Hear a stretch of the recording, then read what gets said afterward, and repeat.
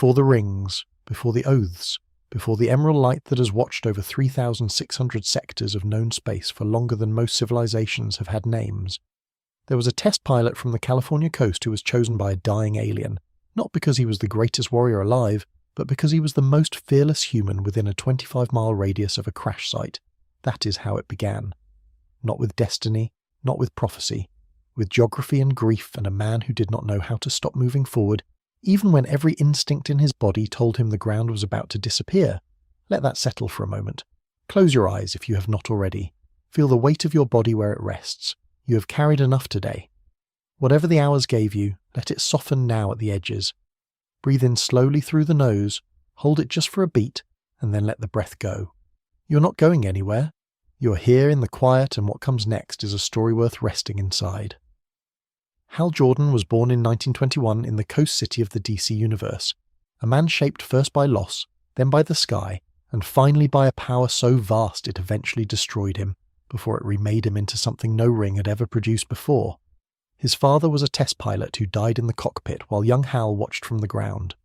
Most children who witness something like that build walls. Hal Jordan did the opposite. He ran toward every cockpit he could find, as if the only way to understand what the sky had taken was to master the sky completely. This is not courage in the conventional sense. This is the specific human alchemy of turning grief into velocity. The California coast in Hal Jordan's formative years was a place of perpetual forward motion, a state that had been building itself since the gold rush and had not stopped, a culture defined by the specific optimism of people who had travelled as far west as the continent would allow and had decided to call the edge a beginning rather than a limit. This is the environment that produced Hal Jordan, and it is worth noting because the ring's selection algorithm was sensitive not just to individual psychology, but to the shaped quality of a specific human life. Hal did not emerge from nowhere into fearlessness.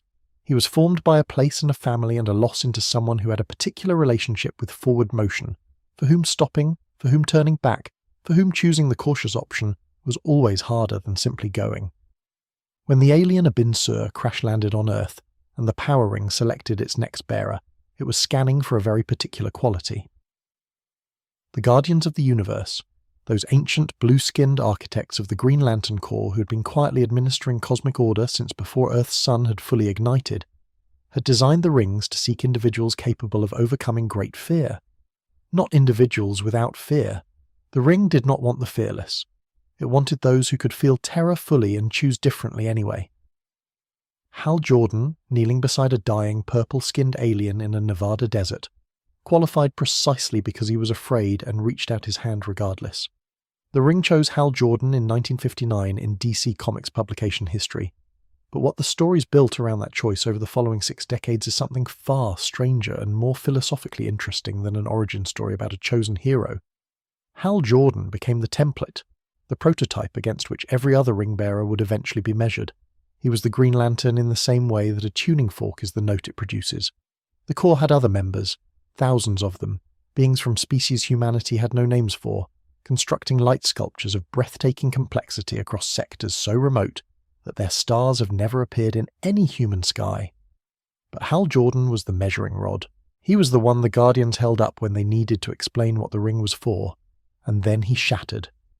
The Guardians of the Universe are easy to misunderstand as purely benevolent beings, the ancient wise ones who saw the need for order and built the infrastructure to provide it. The more accurate picture, the one the mythology has been building toward with increasing honesty over the decades, is more uncomfortable. They are beings who have been right about enough large things for long enough that they have lost the ability to be honestly wrong about small things. Their protocols were not arbitrary. They reflected the accumulated wisdom of billions of years of managing the universe's most difficult problems. But accumulated wisdom, in sufficient quantity, tends to calcify. The Guardians' refusal to help Hal Jordan rebuild Coast City was not cruelty. It was the institutional blindness of beings who had made so many correct long-view decisions that they had forgotten what the short view required. Coast City was destroyed by the villain Mongol and the cyborg Superman, an event so catastrophic, so complete in its annihilation of everything Hal Jordan had loved and called home, that it broke something in him that the ring's power could not repair. Millions of people, an entire city, the place where his father had taught him to look up at the sky and find it beautiful, gone in a single act of alien malice, and what Hal Jordan did in the aftermath of that loss is the most important part of his story, the part that gets discussed least and matters most. He asked the Guardians for more power. He asked them to help him rebuild what had been destroyed. They refused. They had protocols. They had the slow, ancient logic of institutions that had been managing the universe for billions of years and understood that exceptions, however compassionate they seemed in the moment, produced consequences that accumulated across millennia. Hal Jordan was a man standing in the rubble of everything, and the organization he had given his life to told him that the rules were the rules. He took the power instead. There is a particular quality of courage that belongs specifically to the return, to the act of going back to the thing that destroyed you, knowing what it cost and choosing it again with full knowledge. Athletes understand this after injury. Surgeons understand it after a patient lost. Parents understand it after any of the ways that parenthood can wound and still requires you to show up. Hal Jordan's final and most durable form of courage is not the single heroic act, but the daily recommitment to a vocation that has already taken everything from him once. The ring does not simply sit on his finger. He puts it on each morning the way someone might press their palms flat against a cold surface to confirm it is still solid. This is real. This is the life I have chosen. Again. What followed was one of the most uncomfortable storylines DC Comics ever produced, not because it was dark for the sake of darkness, but because it was honest about something comics rarely examine directly. The way that genuine grief, given enough time and enough silence from the institutions that were supposed to help, can transform a hero into something that looks, from the outside, almost exactly like a villain. Hal Jordan absorbed the power of every Green Lantern he encountered. He dismantled the Corps. He attacked the Guardians. He became Parallax, a name that initially referred to the entity he had been unknowingly possessed by, the yellow fear parasite that had been imprisoned in the central power battery for eons, but which eventually just became what people called him. Hal Jordan, the greatest Green Lantern who ever lived, became the thing the Corps existed to stop. Pause here, just for a breath, because there is something in that trajectory worth sitting with before the story continues. The man the ring chose for his ability to overcome fear was eventually undone by grief, not by cowardice, not by selfishness in any simple sense, by the specific human pain of loving a place and losing it, and watching the people with the power to help you simply decline. That failure, the institutional failure, the cold procedural refusal, is what cracked him open. And the fear entity that had been waiting for exactly that crack, for billions of years, slipped inside. The sit-with-it moment belongs here. Hold this thought the way you would hold something fragile. The greatest willpower in the universe is not proof against the right kind of wound. This is not a comfortable idea. It is not meant to be. The Parallax entity, the yellow parasite that the Guardians had imprisoned in the central power battery for billions of years, the physical embodiment of fear in the universe, had been waiting for precisely the combination of grief and institutional failure that Hal Jordan experienced after Coast City's destruction. Parallax was not a simple infection that overwhelmed a healthy host. It was a contamination that found a specific crack in a specific wall and entered through that crack. The crack was not weakness in any simple sense. It was the very quality the ring had selected Hal Jordan for, his capacity to feel things fully. His willpower was extraordinary because his emotional range was extraordinary. The same depth that made the green burn so bright in his hands made the entry point, once it was opened, wide enough for the oldest fear in the universe to walk through. Hal Jordan's redemption arc is the one that defined everything that came after in the Green Lantern mythology. He sacrificed himself to reignite the dying Earth sun during the final night event, channeling the entirety of his stolen power into a single act of repair rather than destruction. He became the Spectre, the divine spirit of vengeance, a role that suited the enormous, barely contained force of him while giving it a purpose beyond his own grief. And then, years later, he came back. The Parallax possession was retroactively revealed, the corrupted chapters of his story were recontextualized, and Hal Jordan was restored to the Corps as its greatest returning champion. There are readers who found that return unsatisfying, who felt the darker Hal Jordan was more honest, more genuinely human than the restored version, and there is something to that criticism worth acknowledging. The restored Hal is a man who knows, in a way none of his colleagues can fully understand, what the ring cannot protect you from. He flew through the worst thing that can happen to a person whose power is their will. He discovered that willpower has a horizon, that grief can stand on the other side of it, and that the most fearless man on earth can still be broken by the right kind of silence. He wore the ring again anyway.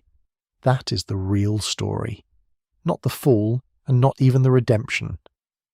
The decision, in full knowledge of what had happened before, to put the ring back on and go back to work. The ring had chosen him for his ability to overcome fear. What it perhaps could not have predicted was that the thing he would ultimately need to overcome most was his own history, and that he would do it, and keep doing it, every morning he put on the green. What Hal Jordan's story gives to the Green Lantern mythology, that no other ring-bearer's story quite replicates, is the demonstration of what comes after the worst possible version of the worst possible thing. The mythology is full of heroes who face enormous challenges and prevail. It is considerably less full of heroes who face enormous challenges, fail catastrophically, cause enormous collateral damage through that failure, and then spend years rebuilding something in the rubble of their own worst chapter. The Hal Jordan who returned from the Parallax possession was not the same Hal Jordan who went into it, and the mythology is honest enough to not pretend otherwise. He came back carrying the awareness of what he had done.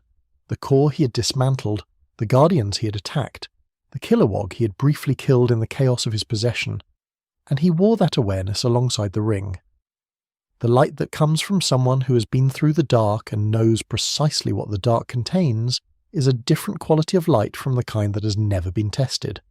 The light that Hal Jordan carries is the oldest and most tested in the core. It has been through things that should have extinguished it permanently. The fact that it still burns is the most interesting thing about him.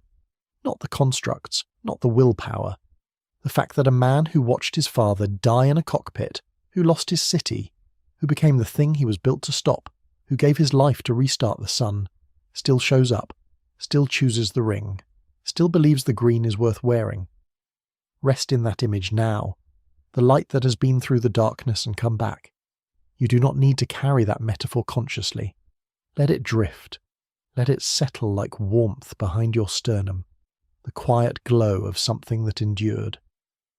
And as Hal Jordan banks into the dark between sectors, his ring tracing its familiar arc, his breathing slowed, the old grief no longer a wound but a scar that has become part of the shape of him, let your own breath slow to match. The next light is already rising. It belongs to the last man who ever had to carry the ring alone. There was a night, a specific night that the DC universe has never fully recovered from, when a young graphic artist in Los Angeles was handed a ring by a dying alien in an alley and told that he was now the last Green Lantern in existence, not the newest, not the latest in a long line, the last, the only.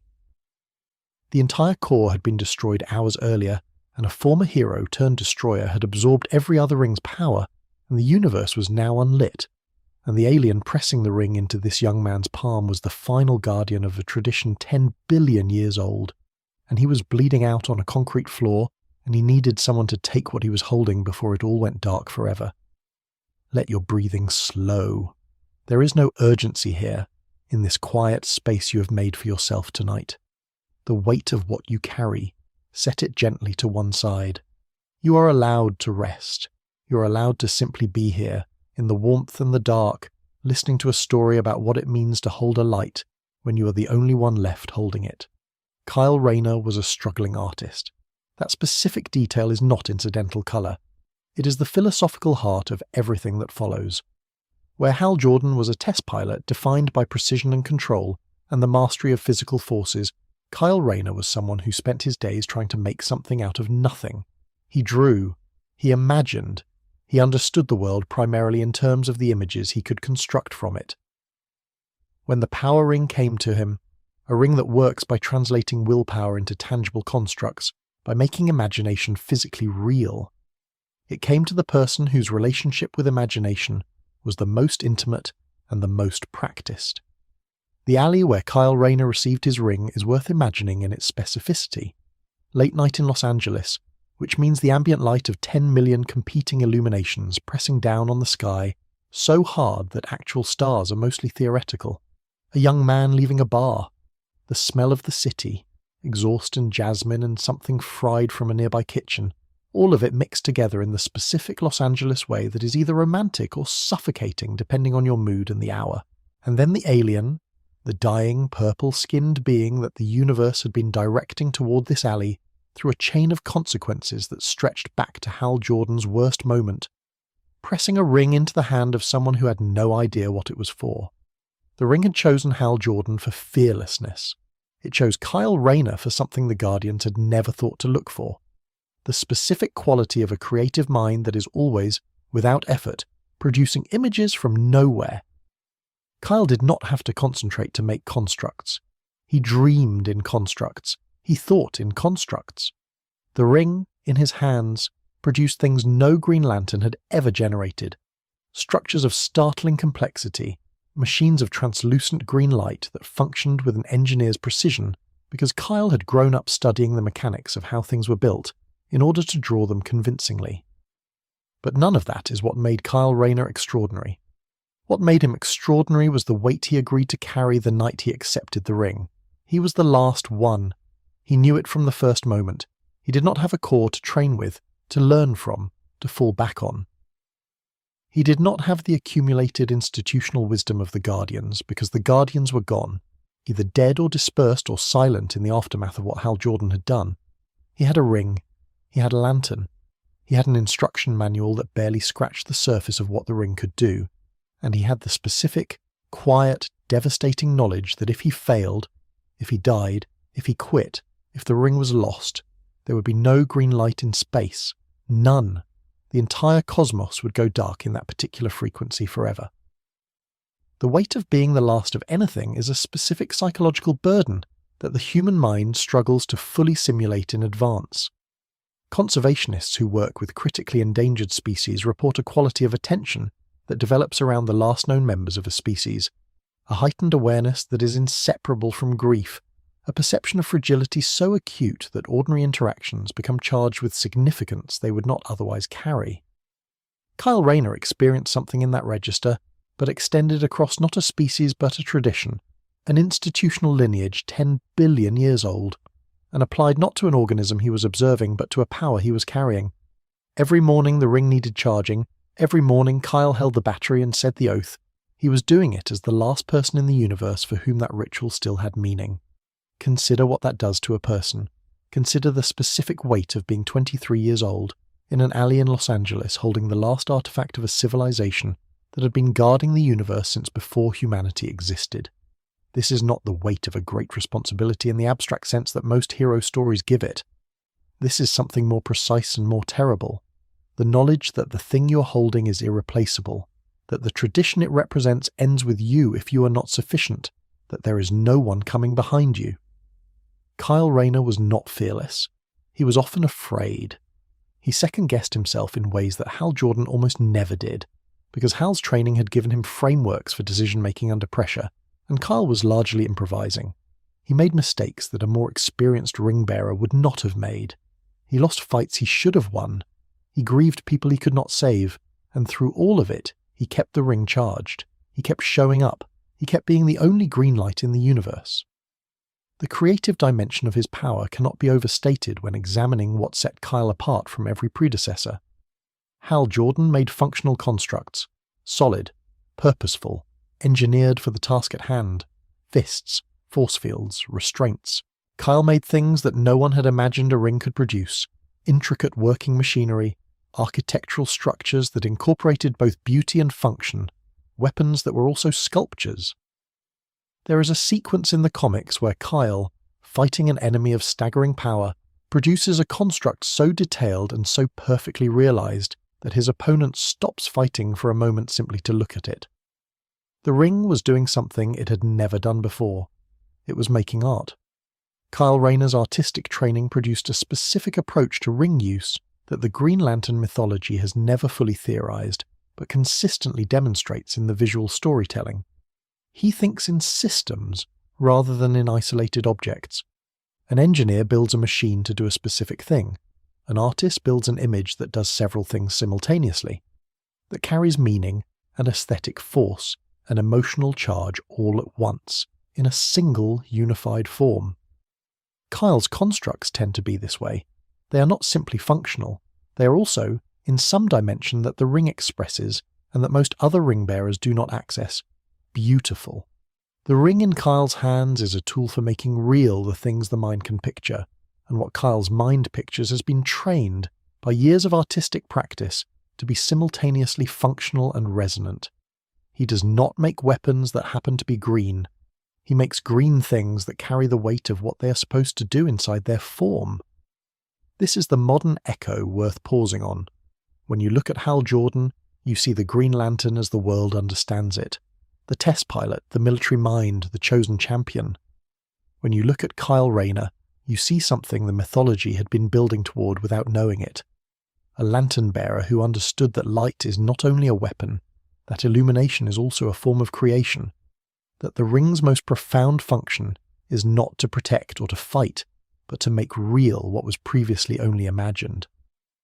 Kyle Rayner eventually became Ion, the living embodiment of the green willpower entity that is the counterpart to Parallax, and wielded a level of power that placed him functionally outside the constraints of normal physics. He held the universe together during the Infinite Crisis. He rebuilt the Guardians of the Universe from scratch when their numbers had been devastated. He passed the Ion entity to Sodam Yat when that particular flame needed a new bearer. And eventually he returned to a scaled-down version of his power, because Kyle Rayner had always been more comfortable with the weight of ordinary responsibility than with the vertigo of godhood. There is a detail that tends to get lost in the larger story of his tenure as the last Green Lantern. He was alone with that ring for years, not metaphorically alone. Literally the only ring-bearer in the universe. Every night he charged the ring. He did it knowing that if something went wrong in the next 24 hours, if the ring cracked, if he was overwhelmed, if the battery was lost, the green was finished. He lived inside that awareness without becoming paralyzed by it. That is not the same as being fearless. It is something more interesting. It is being afraid, knowing precisely what you're afraid of, and choosing the ring again anyway. The period of Kyle's tenure as sole Green Lantern was also, paradoxically, a period of enormous creative development for the mythology itself. With no core to compare himself against, with no institutional tradition to default to, Kyle was forced to invent solutions that the established playbook had no answers for. He encountered enemies that Hal Jordan's training would have addressed through specific techniques, and found that he did not have those techniques, and built new ones. He solved problems in ways that would have made Kilowog wince, and Hal Jordan argue, and Guy Gardner ridicule. And the solutions worked, because they came from a mind that had not been trained to see the ring's limitations as architectural features rather than temporary obstacles. Kyle Rayner's time alone with the ring was not just survival, it was research. The cliffhanger the universe never fully answered, even after the core was rebuilt and Hal Jordan returned, and the mythology expanded to include entire emotional spectrums of power. What was the ring looking for when it chose Kyle that night in the alley? The standard explanation, that he was the nearest available sentient being, has always felt thin. The ring had crossed a planet, a solar system, the distance between dying alien and grieving artist in search of something. The Guardians designed the rings to find will. But Kyle had something else too. He had the specific human quality of making something from nothing, of insisting that an image in the mind deserves to exist in the world. Perhaps the ring, in that moment, was not looking for a warrior at all.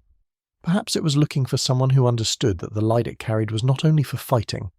That green, in the right hands, is not a weapon so much as a promise that the dark is not the end of the story, that imagination is itself a form of power, that someone who can picture a better thing can, with enough will behind the image, make it real. Let that thought breathe in the space between your heartbeats. Kyle Rayner held the last light in the universe and it stayed lit. Whatever darkness you carry into this night, it is not beyond the reach of your own imagination. You do not need a ring. You only need to decide that the image of a better thing is worth holding on to. The Ion entity's relationship with Kyle Rayner deserves more attention than it typically receives. Ion is the willpower entity in the same way that Parallax is the fear entity, the living embodiment, in a single cosmic being, of the emotional force that the green light draws from. When Ion chose Kyle as its host, it was not simply selecting the most powerful available ring bearer. It was selecting someone whose particular relationship with willpower, exercised alone, under impossible conditions without institutional support, had produced a quality of concentrated will that even Hal Jordan at his most tested had not quite generated. Kyle Rayner's will was refined by isolation the way that metal is refined by heat. The impurities of self-doubt and second-guessing did not disappear, but they were burned down to a residue that no longer impeded function. What remained was clean and very, very strong. Rest now. Let the green light drift behind your eyelids if it wants to. Let it be gentle. The next keeper of the flame is already waiting. A man who carries an entire planet in his grief and who chose to build with it instead of collapse. There is a planet that no longer exists because of a decision made in a single second by a man who was certain he was right. The planet's name was Xanshi. It had oceans. It had architecture. It had a civilization that had been developing for longer than human history, and it had people on it, billions of them, who woke up on an ordinary morning and went about the ordinary business of their lives, not knowing that the person assigned to protect them had decided in a moment of absolute confidence that he knew better than the warning he'd been given. John Stewart was right about almost everything that day. That is the part of the story that is rarely told with sufficient care. He was right that the bomb was yellow. He was right that his ring's historical weakness against yellow made direct intervention unreliable. He was right that his architectural training gave him a clearer picture of the device's structural logic than most ring bearers would have had. He was right about the detonator mechanism, about the timing sequence, about almost every technical detail. He was wrong about one thing, one component, and Xanshi died. Breathe slowly. There is no need to rush through what comes next. Let the darkness behind your eyes be comfortable. Let your shoulders release whatever they are carrying, and simply listen. This is a story about a man who lived with the weight of a planet, and what that weight made him. John Stewart came to the Green Lantern Corps in 1971, a specific historical moment in both comics publishing history and in the broader American story. The country was 2 years past the assassination of Martin Luther King Jr., 3 years into the Nixon presidency, still processing the violence of the late 1960s and the collapse of consensus about what America was supposed to be. The comics that Denny O'Neil and Neil Adams were making in that period were explicitly in conversation with those events. Green Lantern, Green Arrow was the most overtly political superhero comic being published, wrestling in real time with questions about poverty and racism and institutional failure that the superhero genre had historically avoided. John Stewart arrived in this context not as a clean-slate addition to the mythology, but as a deliberate challenge to some of its most comfortable assumptions. John Stewart came to the ring before Xanshi. He was a Marine, an architect, a man from Detroit who had spent his professional life learning how things were built and how they failed, the specific points of structural stress, the load-bearing joints, the places where a design's elegance and its durability were in tension with each other. The Guardian selected him as Hal Jordan's backup, and from the beginning John chafed against the role. He did not want to be a reserve. He did not want to be defined by someone else's absence. He wanted to work, to be given real responsibility, to be trusted with the full weight of what the ring represented. He was given Xanshi. He was trusted completely. And what he learned on Xanshi was the lesson that the ring selection process, for all its cosmic wisdom, cannot teach anyone in advance.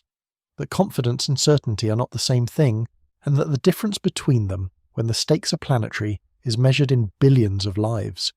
The aftermath of Xanshi was not a story DC Comics handled delicately at first. John Stewart's guilt was depicted in the blunt, direct register of late 1980s comics. A man sitting in the rubble of his failure, unable to move forward, consumed. But what the mythology built around that failure in the decades that followed is more interesting and more psychologically honest than most superhero grief narratives ever become. John Stewart did not simply recover from Xanshi. He incorporated it. He made it part of his architecture. The architecture dimension of John Stewart's identity is not merely biographical flavour. It shapes his ring use in ways that are specific and observable. Architects are trained to think in load-bearing terms, in the relationships between forces, in the way that weight is distributed through a structure, in the points where the system is strongest and the points where it is most vulnerable to failure. John Stewart's constructs tend to reflect this training in their design logic. They are built to hold, built to account for the forces that will be applied to them, built with an awareness of their own weak points.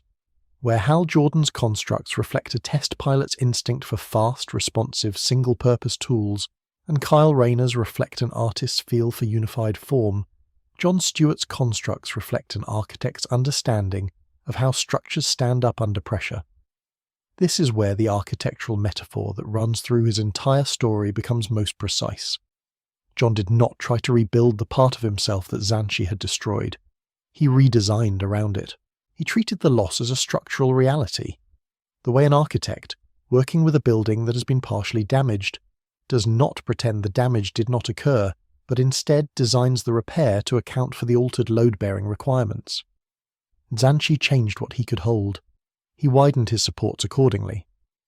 The practical expression of this is visible in what John Stewart became as a ring-bearer in the years after the tragedy. He became the most methodical Green Lantern in the Corps, not the most powerful, not the most creative, but the most thorough. He checked. He verified. He built redundancy into every plan. He asked for second opinions in situations where Hal Jordan would have acted on instinct and Kyle Rayner would have improvised. He developed a collaborative working style that made the ring-bearers around him more effective, because John Stewart had learned, at the greatest possible cost, that individual certainty is not a substitute for collective verification. The sit with it, pause belongs here, at the centre of John Stewart's story.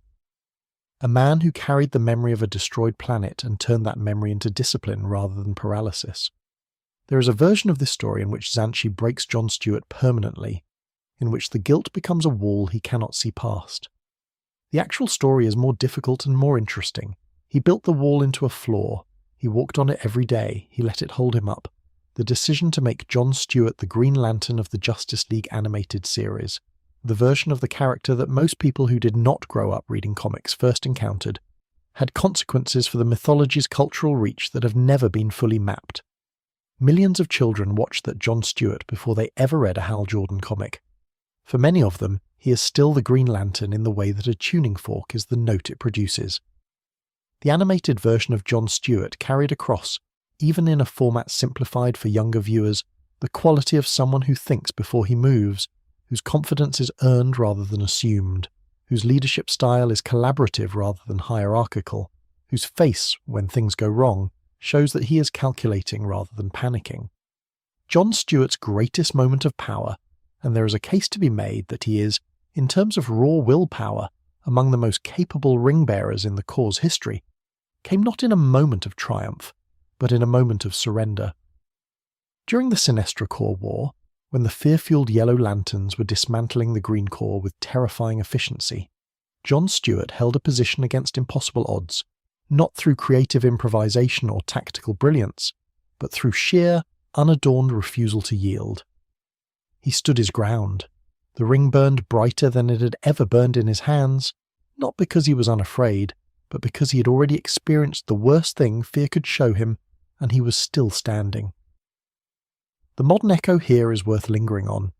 If you have watched the Justice League animated series, and many millions of people have, your image of John Stewart is probably the calm, self-possessed figure who serves as the team's strategist, the one who thinks before he moves, the one who can be trusted with the most delicate situations because he has already been through the least delicate one imaginable.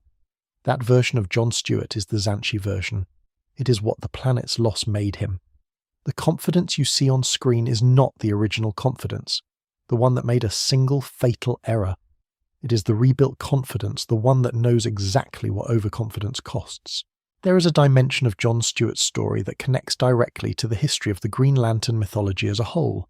He was the first Black Green Lantern of Earth, introduced in 1972, at a moment when DC Comics was actively engaging with questions about representation and whose stories the mythology had historically centered.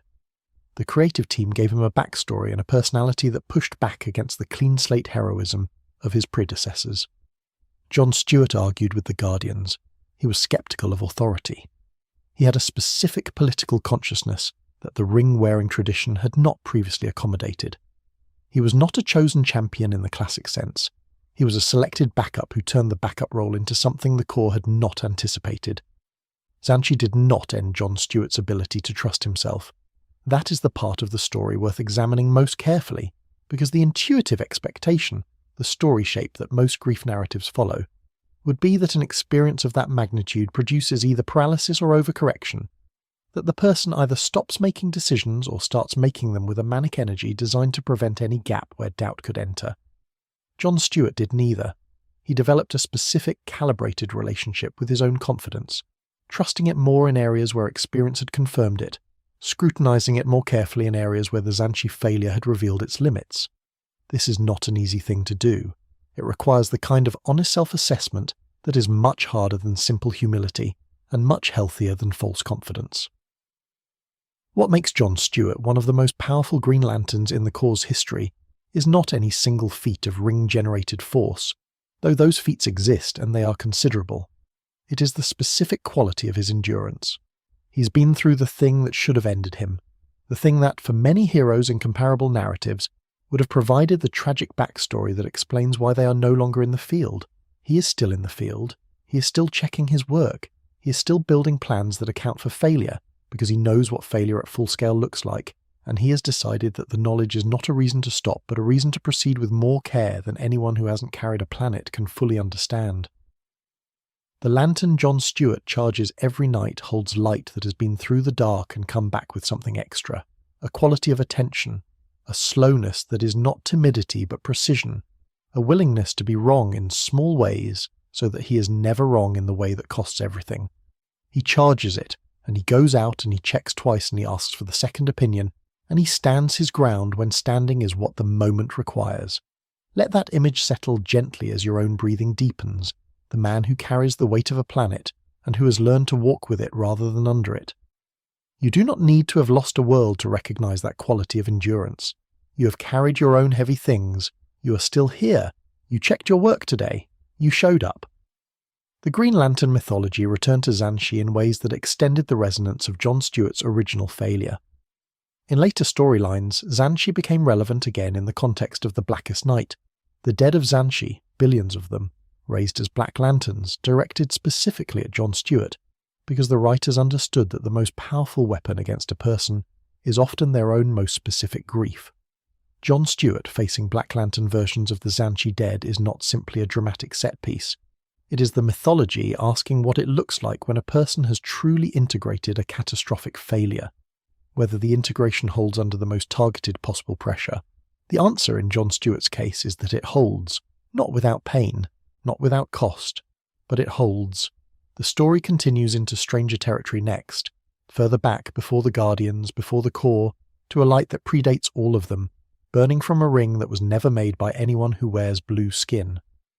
Everything the Guardians built, the Corps, the rings, the oaths, the sector maps, the 10,000-year tradition of emerald light policing the known universe, all of it comes after Alan Scott. He is not a member of the Green Lantern Corps in any meaningful institutional sense. He does not answer to the Guardians of the Universe. His ring was not engineered in the workshops of Oa. His power does not draw from the central power battery or from the emotional electromagnetic spectrum that the Guardians' science learned to harvest and channel. Alan Scott's ring is older than the Guardians. It is older than the universe they built their institution to protect, and the light it carries does not come from willpower at all. Breathe in, let the air fill you slowly, let the exhale be longer than the inhale, a little longer each time, until the breath finds its own easy rhythm. There is nothing demanding your attention right now. Only the story, and the dark and the quiet weight of something ancient about to reveal itself. Alan Scott received his power from what the DC mythology calls the Starheart, a mystical emerald flame that predates recorded cosmic history, an entity of pure magical energy that existed before the Guardians of the Universe ever turned their attention to the physical laws of reality. When the Guardians, in the early eons of their civilization, attempted to collect and contain all the magic in the universe, because magic, from their perspective, was a chaotic and unpredictable force that disrupted the orderly structure they were trying to impose on existence, they gathered it into a single repository, a green flame, and they cast it away, out into the cosmos, because they could not destroy it, and would not study it, and simply wanted it gone. The history of what the Starheart did between its creation and its arrival on Earth is one of the DC mythology's most deliberately mysterious narratives. The Guardians cast it away, and then, by design, did not track it. They had their reasons. The less they knew about where the magic had gone, the less they would be tempted to retrieve it. And the Guardians, for all their institutional confidence, understood that the temptation to reassemble what they had dispersed would be real and would need to be resisted. So the Starheart drifted, and the Guardians did not look. And somewhere in that long unmonitored journey, the magical energy that had been the repository for an entire universe's worth of chaotic potential began to develop the internal organization that is sometimes called, in human terms, a mind. That flame drifted for eons. It struck a meteorite and fell to Earth, where it was discovered in ancient China. A lamp was made from it. The lamp was passed down through centuries, carried by travellers and merchants and soldiers, turning up in places where history was happening and then disappearing again into the margins. It carried with it something the Guardians had not intended when they cast the magic away: a consciousness, a personality. The Starheart had been alive in the meteorite long before anyone knew what to do with it, and by the time it eventually encountered Alan Scott, a railroad engineer in 1940 who survived a bridge explosion that should have killed him, and woke up holding a green lantern that spoke to him, it was something more than a collection of banished magic. It was an intelligence, and it was choosing. Alan Scott is the original Green Lantern. His debut in All-American Comics in 1940 predates Hal Jordan by nearly 2 decades. He's a character from an era of comic storytelling that operated on entirely different principles. He did not receive his power from a dying alien's bequest. He did not answer to a cosmic police force. He was not part of any tradition larger than himself. He was simply a man with a ring forged from a magical lantern, and the ring worked by a logic entirely its own.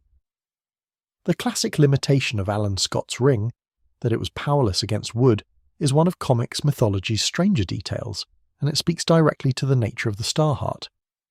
The Green Lanterns of the Corps have their yellow impurity, their historical weakness against the colour of fear. Alan Scott's ring is vulnerable to wood because the magic he carries is a living magic, a force drawn from organic nature, and wood, the dead form of the most fundamentally alive thing, represents a kind of negation that the ring cannot process. It is a weakness that reveals something about the power itself. Alan Scott does not carry technology. He carries a life force, and dead organic matter is the one thing a life force cannot encompass. Alan Scott's first use of the ring in 1940 was not a fight. This detail is often overlooked in favour of the dramatic moments that follow, but it matters because it reveals something about the Starheart's relationship with its chosen bearer. The lamp spoke to him first. It told him about its nature, about the power it contained, about what it could do in the hands of someone willing to carry it. This is not how the Guardians' rings work. They do not explain themselves, they select and empower without commentary. The Starheart gave Alan Scott a conversation. The magic that the Guardians had banished because they could not control it, apparently valued, above all other things, the consent of its bearer. It wanted to be carried by someone who understood what they were agreeing to. The depth of Alan Scott's power, when it is fully expressed, operates on a register that the Guardians' rings cannot reach.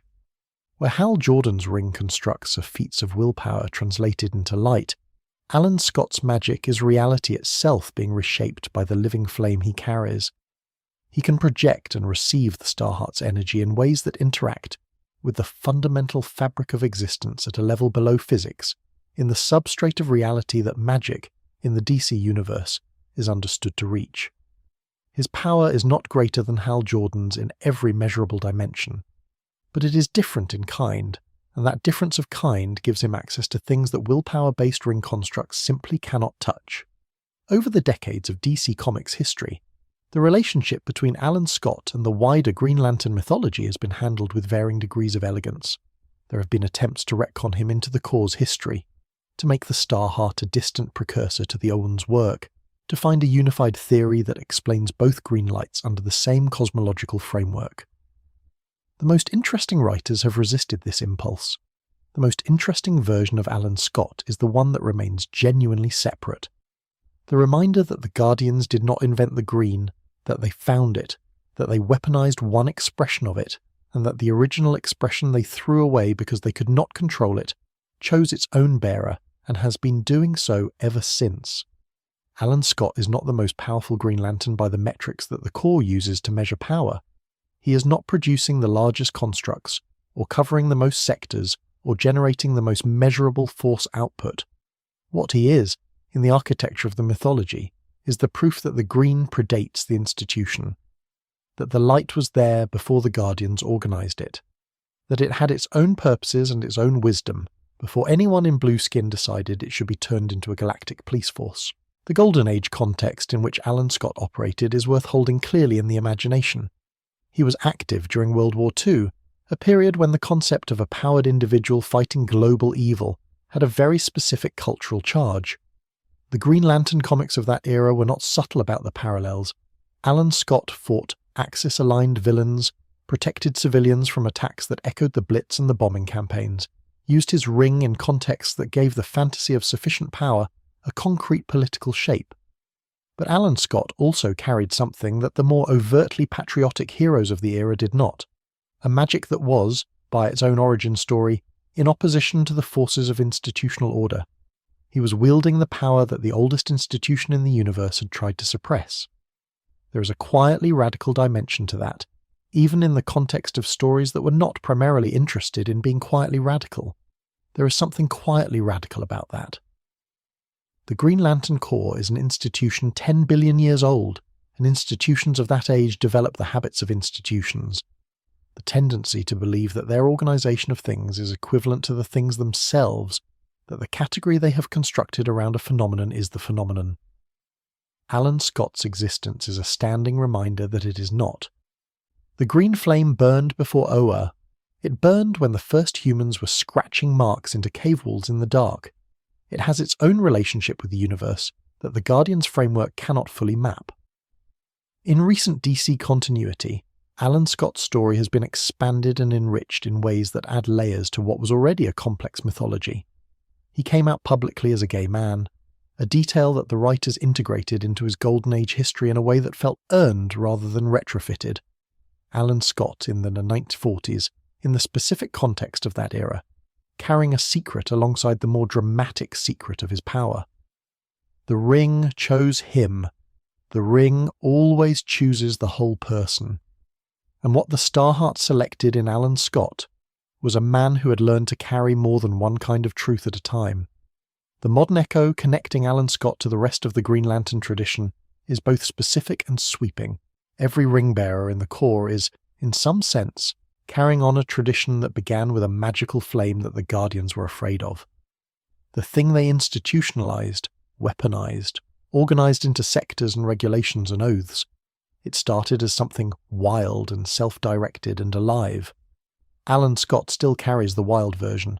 He is what the green was before anyone put rules around it.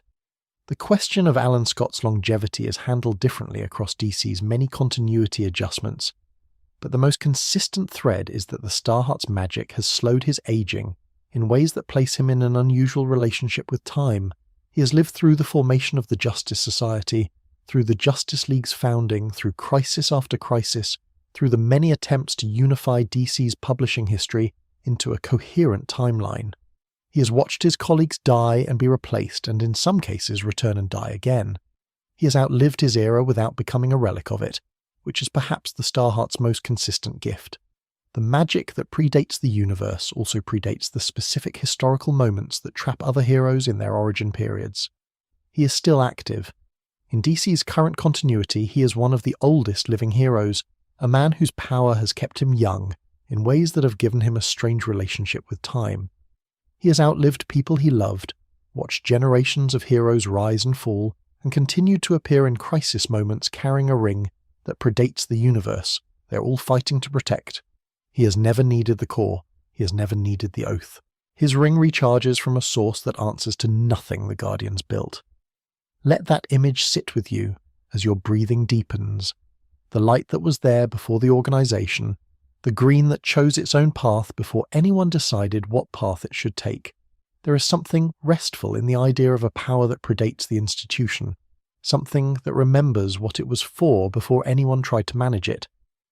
The next keeper of the flame carries something even stranger, a prophecy the Guardians tried to bury, and the power of a god trapped in a mortal body, and a choice that ended with him burning himself into a star to keep the darkness back.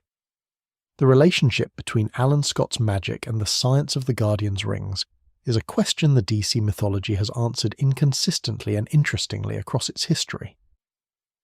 The most philosophically satisfying answer, offered in various forms in various eras, is that they are not different things operating on different principles, but the same thing operating on principles that the two traditions have theorized in incompatible vocabularies. The Guardian's science and Alan Scott's magic are both describing the same underlying reality. The relationship between consciousness and matter, the way that a sufficiently organized mind can impose its intention on physical reality. The Guardians called it willpower, and built instruments to channel it. The Starheart called it life force and found its own instruments in the humans it chose to carry it. They are, in the deepest sense, having the same conversation in different languages. There is a prophecy in the Green Lantern mythology that the Guardians of the Universe sealed away because they could not bear what it said. Not because it was wrong, they knew it was not wrong, but because the thing it described was a future they had no framework for accepting. The prophecy came from Abin Sur, the alien who would eventually give his ring to Hal Jordan, and it concerned a Daxamite Green Lantern who would one day hold a power so vast that it made the ion entity itself look like a candle. The Guardians sealed the prophecy. They buried it. They did not assign a Daxamite to the core for as long as they could manage it. And then they lost control of the story anyway because prophecies in the DC universe have an uncomfortable habit of finding their own way to completion. Let your body settle deeper into where it rests. The breath is your anchor. In through the nose slowly, out through the mouth even more slowly. Feel the weight of your limbs. There is nothing required of you in this moment except to be present in the quiet and let the story carry you. Sodam Yat was born on Daxam, a planet whose people are biologically nearly identical to Kryptonians. The same alien physiology that gives Kal-El his extraordinary abilities under a yellow sun applies, in full, to every Daxamite. The distinction between the Daxamite power set and the Kryptonian one is largely cultural. Kryptonians as a civilization moved outward toward exploration and science. Daxamites as a civilization moved inward. They were xenophobes in the precise sense, not by individual temperament necessarily, but by cultural tradition and social law. Daxam was a closed world. Contact with alien species was discouraged, studied, and sometimes prosecuted. The Daxamite power set was a secret that Daxamite society had decided to keep, and Sodam Yat grew up in a society that treated the outside universe as a contamination to be avoided. Daxam's xenophobia was not simply cultural prejudice in the ordinary sense. It was a philosophical position with genuine historical roots. The Daxamites had encountered the wider universe at some point in their distant past, and the encounter had gone badly enough that the cultural memory of it had hardened into law. The specific nature of what had happened to produce this reaction is something the DC mythology has never fully specified, which is its own kind of honesty. Most civilizational traumas are like this, their specific origins less accessible than their enduring effects. What is specified is the result, a people of godlike potential who had decided that the safest use of that potential was strict isolation. The ring that came to Sodam Yat was essentially making an argument with an entire civilization's worth of accumulated fearfulness. And it won. He was curious anyway. He was curious the way that people born into closed systems are sometimes specifically and almost biologically curious, as if the closure itself produces a pressure that has to go somewhere, and in Sodam Yat it went directly toward the stars. As a child he found an alien, a crashed survivor of another species, badly wounded, unable to speak, and he kept him hidden and tried to care for him and eventually lost him to his injuries. That alien left behind artifacts, objects from outside Daxam, from the universe that Daxamite society insisted was dangerous and contaminating and best left unwelcomed. Sodam Yat kept the artifacts. He studied them in secret. He pointed his attention outward and refused to look away. When the Green Lantern ring came to Daxam, when it found Sodam Yat in defiance of 1,000 years of Daxamite cultural closure, It was not a surprise to anyone who had been paying attention. A world that actively suppresses curiosity about the universe beyond it tends to produce, in a small number of individuals, a curiosity so intense that it becomes something else, a vocation, a calling, a force that the suppression has made stronger rather than weaker by compressing it. Sodam Yat was the overflow of everything Daxam had tried to contain. Under a yellow sun, a Daxamite green lantern is not simply a very powerful ring-bearer.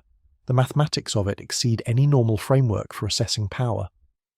The ring amplifies what the ring-bearer brings to it, their willpower, their physical capabilities, their capacity to translate intention into force. For a human being, that baseline is considerable. For a Kryptonian, it would be staggering. For a Daxamite under yellow solar radiation, combined with the ring's willpower amplification, and then further combined with the ion entity, the living embodiment of willpower in the universe. Sodam Yat's power output during his peak is something the DC universe has very few comparisons for. The ion entity has no face in the DC mythology.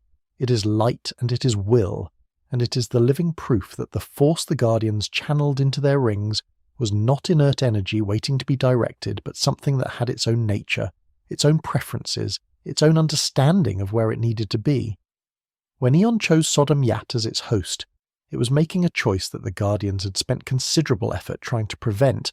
A Daxamite under a yellow sun, combined with the full amplification of the universal willpower entity, was exactly the kind of power concentration that large, careful institutions spend their existence trying to avoid.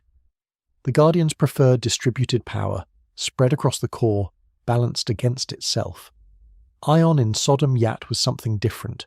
It was concentrated. It was pointed. The Guardian's prophecy was not about his strength. It was about his sacrifice.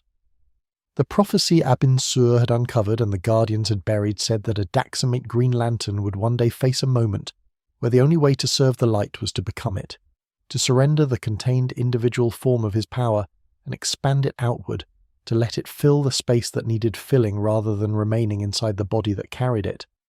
The Guardians did not want this. They did not want a sacrifice of this magnitude in the Core's future.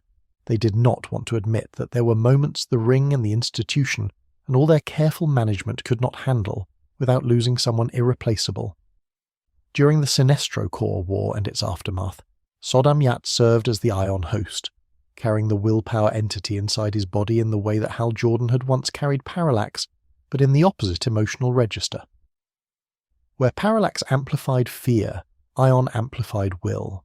Sodam Yat, already operating at Daxamite power levels under the ring's influence, with the ion entity channeling through him in addition, was something the Green Lantern mythology had no category for. He was not a ring-bearer. He was not a cosmic entity. He was a person functioning as a bridge between individual power and universal force, doing it consciously, doing it in the context of real battle, making decisions under conditions that would have been impossible for anyone else to navigate. The sit-with-it moment lives here. A young man from a closed, fearful civilization who was curious when curiosity was illegal, who kept an alien's artifacts when keeping them was dangerous, who accepted a ring that his entire culture told him to reject, and who became the most powerful individual being the Core had ever fielded, not by accident, but because everything his society tried to suppress in him was exactly what the universe needed. The mechanics of Sodam Yat's sacrifice, the channeling of the ion entity outward into Daxam's sun, deserve more careful attention than they typically receive in discussions of his power level. What he was doing was not simply releasing energy into a star.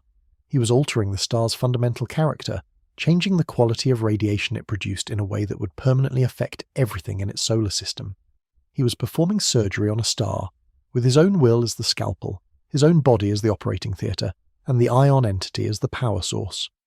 The scale of technical precision this required, combined with the emotional conditions under which it was performed, fighting, in pain, while his planet was under attack, makes it one of the most extraordinary single acts in the Core's documented history. The sacrifice came. The moment the prophecy had described arrived in the context of a Daxamite crisis, a threat to his homeworld that could not be answered by the tools the Core had designed for answering threats. Sodam Yat channeled the ion entity outward. He gave the power to Daxam's sun, transmuted it, altered its radiation to protect his people from the specific vulnerability that made Daxamites fragile despite their enormous strength.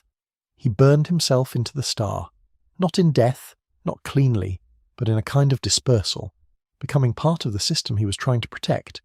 His individual will distributed across a solar scale, keeping his world alive at the cost of his contained selfhood. He survived. He eventually returned.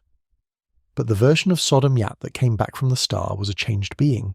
The way that anything which has been briefly distributed across a star's corona and then gathered back into a body is necessarily carrying something different in its cells than it carried before.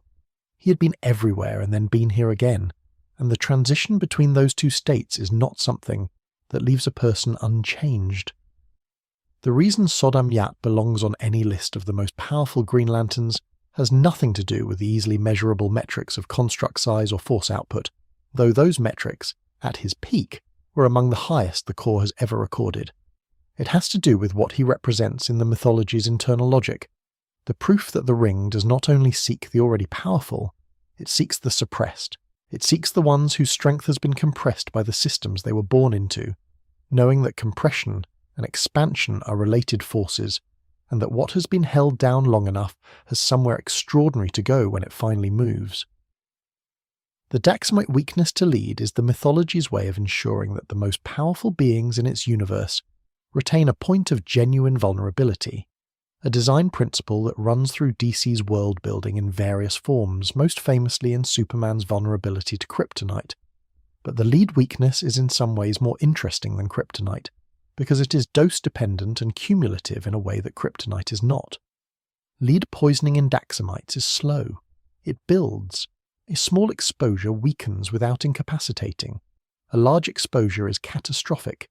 This means that a Daxamite ring-bearer like Sodam Yat has to make constant environmental calculations that a Kryptonian does not, has to be aware of the material composition of battlefields and structures and everything within the radius of a fight in a way that most beings who think of themselves as nearly invulnerable are not trained to maintain. It is another version of the mythology's consistent theme.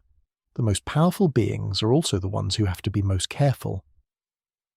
The modern echo connecting Sodam Yat to the contemporary Green Lanterns is precise.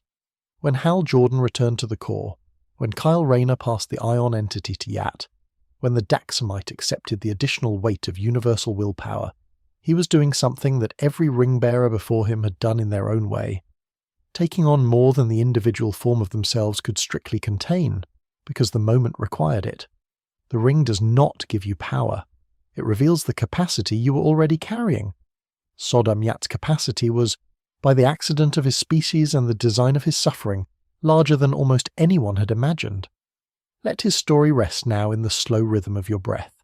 A man who became a star, briefly, and came back knowing what it feels like to be light without edges. You do not need to carry that metaphor consciously. Let it soften into the dark behind your eyes, the warmth of something vast and gentle and impossible to fully see. The story turns next to the lantern bearer whose death, properly examined, may not have been an accident at all, and whose final message to Hal Jordan changed the direction of everything that followed. Sodam Yat's return from the star is one of the moments in the Green Lantern mythology that the writers handled with appropriate restraint, which is to say, they did not fully explain it. He came back. He was present again as a discrete, contained being rather than as a diffused radiance in a sun's corona. The specific mechanism of this return was left deliberately unclear, because the alternative, a complete scientific accounting of how a being who had surrendered his individual form back into cosmic energy subsequently reconstituted himself, would require more precision than the mythology's narrative logic could provide, and would inevitably produce less resonance than the simple fact of his return. He had been everything, and then he was someone again. What that transition felt like from the inside is left to the listener's imagination, which is the correct decision. The official story of Abin Sur is very simple. A great Green Lantern, mortally wounded in battle, crash lands on Earth and passes his ring to the nearest suitable candidate. The ring finds Hal Jordan. Abin Sur dies. The torch is passed. This is the origin of everything, and it is almost certainly incomplete. Let the quiet deepen around you. Your breath is slow and steady, an easy tide. The night is patient. The story you are resting inside is older and stranger than the official account has ever acknowledged, and it is worth approaching carefully the way you approach something fragile. Slowly, with both hands. Abin Sur was before his death the most respected and most decorated member of the Green Lantern Corps. Not Hal Jordan, not Kyle Rayner, Abin Sur. He was considered by his contemporaries and by the Guardians themselves to be the most effective ring-bearer in the Corps' recent history. Skilled, disciplined, experienced across thousands of years of service, and possessed of a quality of ethical reasoning that distinguished him from even his most capable colleagues. He was the standard.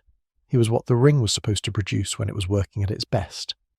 The Ungaran species, Abin Sur's people, had a specific relationship with the concept of prophecy that the DC mythology has explored in fragments across multiple storylines. The Ungarans were not, as a culture, prophecy followers, in the way that some civilizations organize their entire social structure around predictive tradition.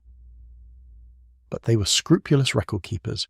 They believed in the careful documentation of observed fact, in the maintenance of institutional memory across generations, in the construction of archives that would allow future beings to understand the full context of past events. Abin Sur's pursuit of the Blackest Night prophecy was, in this light, not a departure from his cultural nature, but an expression of it. The record keeper who found a record that everyone else was pretending did not exist. He was also, in the years before his death, deeply afraid. And the thing he was afraid of is the detail that changes the shape of his entire story. Abin Sur had sought out the prophecy, not the Sodam Yat prediction alone, though he was responsible for uncovering that.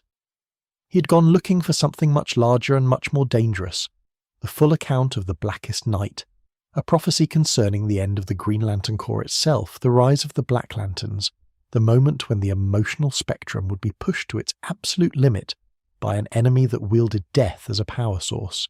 He found it, he read it, and what he read changed his relationship with the ring in a way that he spent the last years of his life trying to manage, with limited success. The ring works through willpower. That is its fundamental operating principle. The wielder's will is the fuel, the processor, the architect of everything the ring produces, and what Abin Sur's reading of the Blackest Night prophecy did to him was introduce a variable that willpower cannot fully compensate for. Doubt. Not cowardice, not weakness in any simple sense. The specific corrosive doubt that comes from knowing the outcome of a story before it is finished. From understanding that the institution you have devoted your existence to may be headed toward a catastrophe that even its greatest members cannot prevent. The specific battle that mortally wounded Abin Sur has never been fully detailed in the mainstream DC continuity, and this narrative gap is one of the mythology's most pointed silences. We know that he was on a mission. We know that he was flying in a ship. We know that he was wounded badly enough that he could not regenerate under his ring's power before reaching Earth. We know that he died shortly after passing the ring to Hal Jordan. What we do not know, what the comics have consistently declined to specify with precision, is the exact sequence of events that produced these conditions. The enemy, the tactical situation, the specific reason why the greatest active Green Lantern in the Corps was vulnerable enough, in that particular encounter, to be fatally wounded. This is the gap through which the theory of a non-accidental death enters, and it is a gap the mythology has maintained with what looks in retrospect like deliberate care. He began using his ring differently, less inventively, more cautiously. He started travelling by spaceship rather than ring flight in deep space. Not because ring flight was inefficient, but because the ring required his focused will. And in the regions of space where the prophecy's most threatening elements were concentrated, his will was contaminated by what he knew.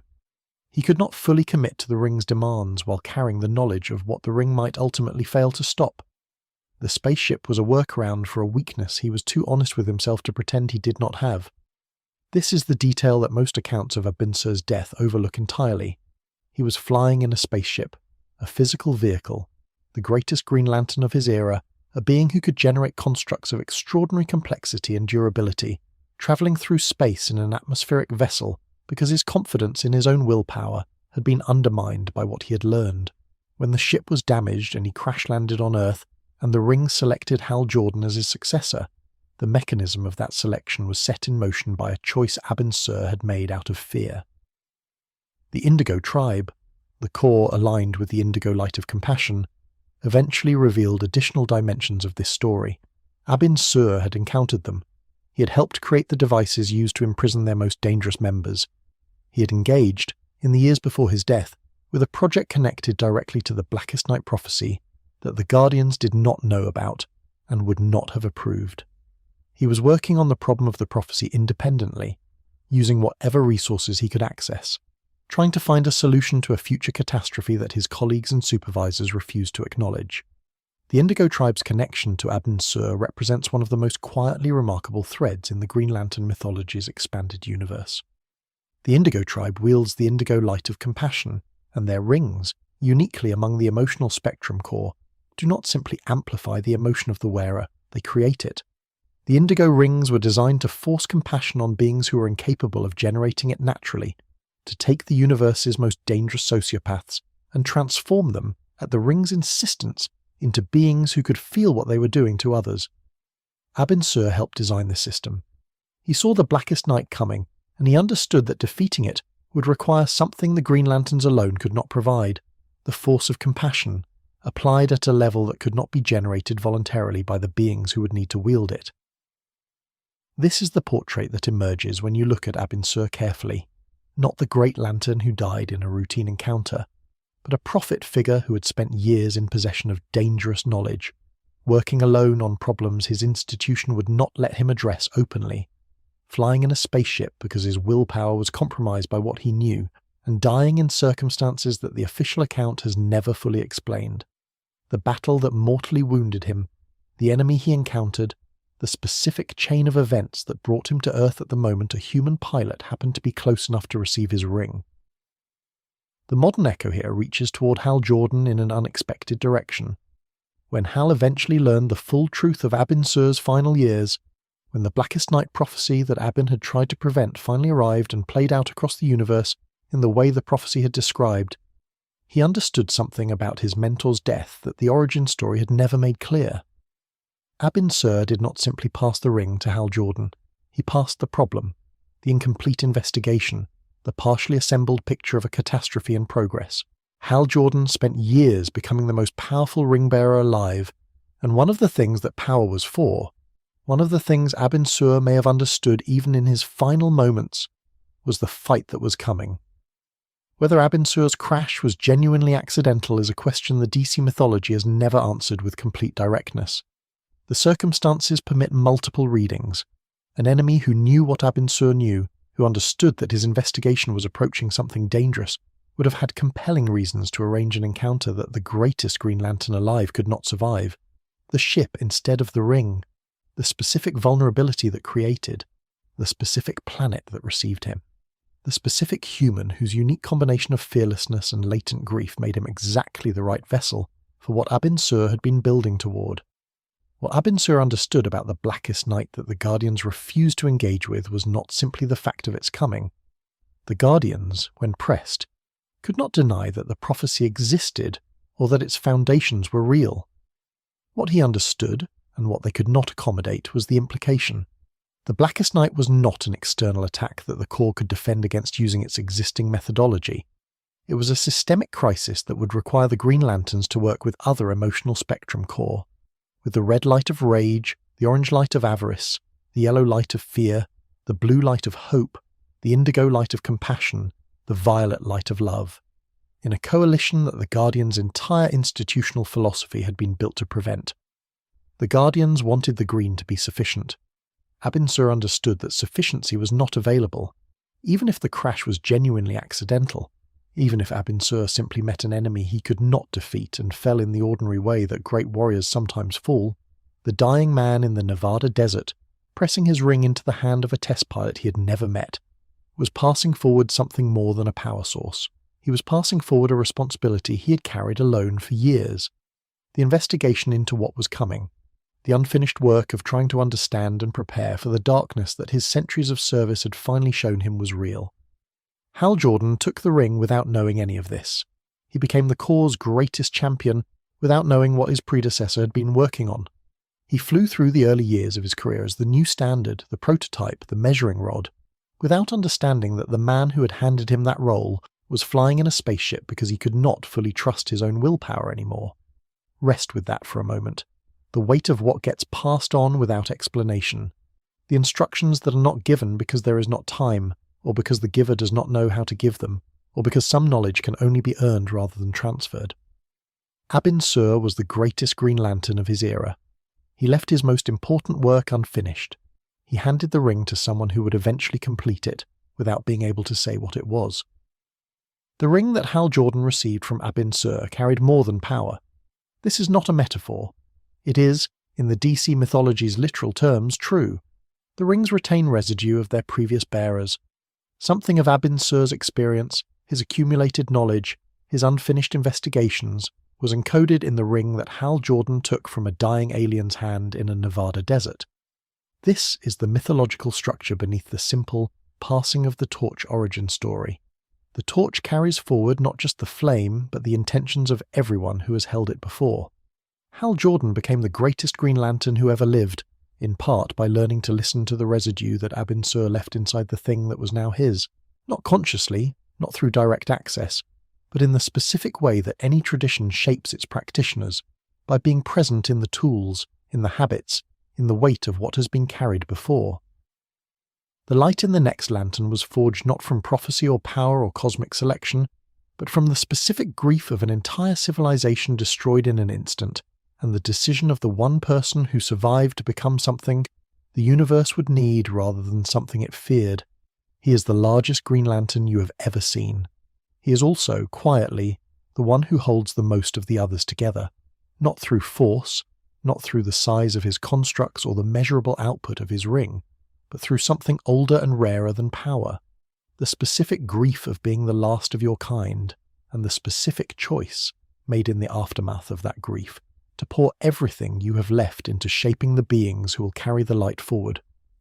Let your breathing find its own easy depth.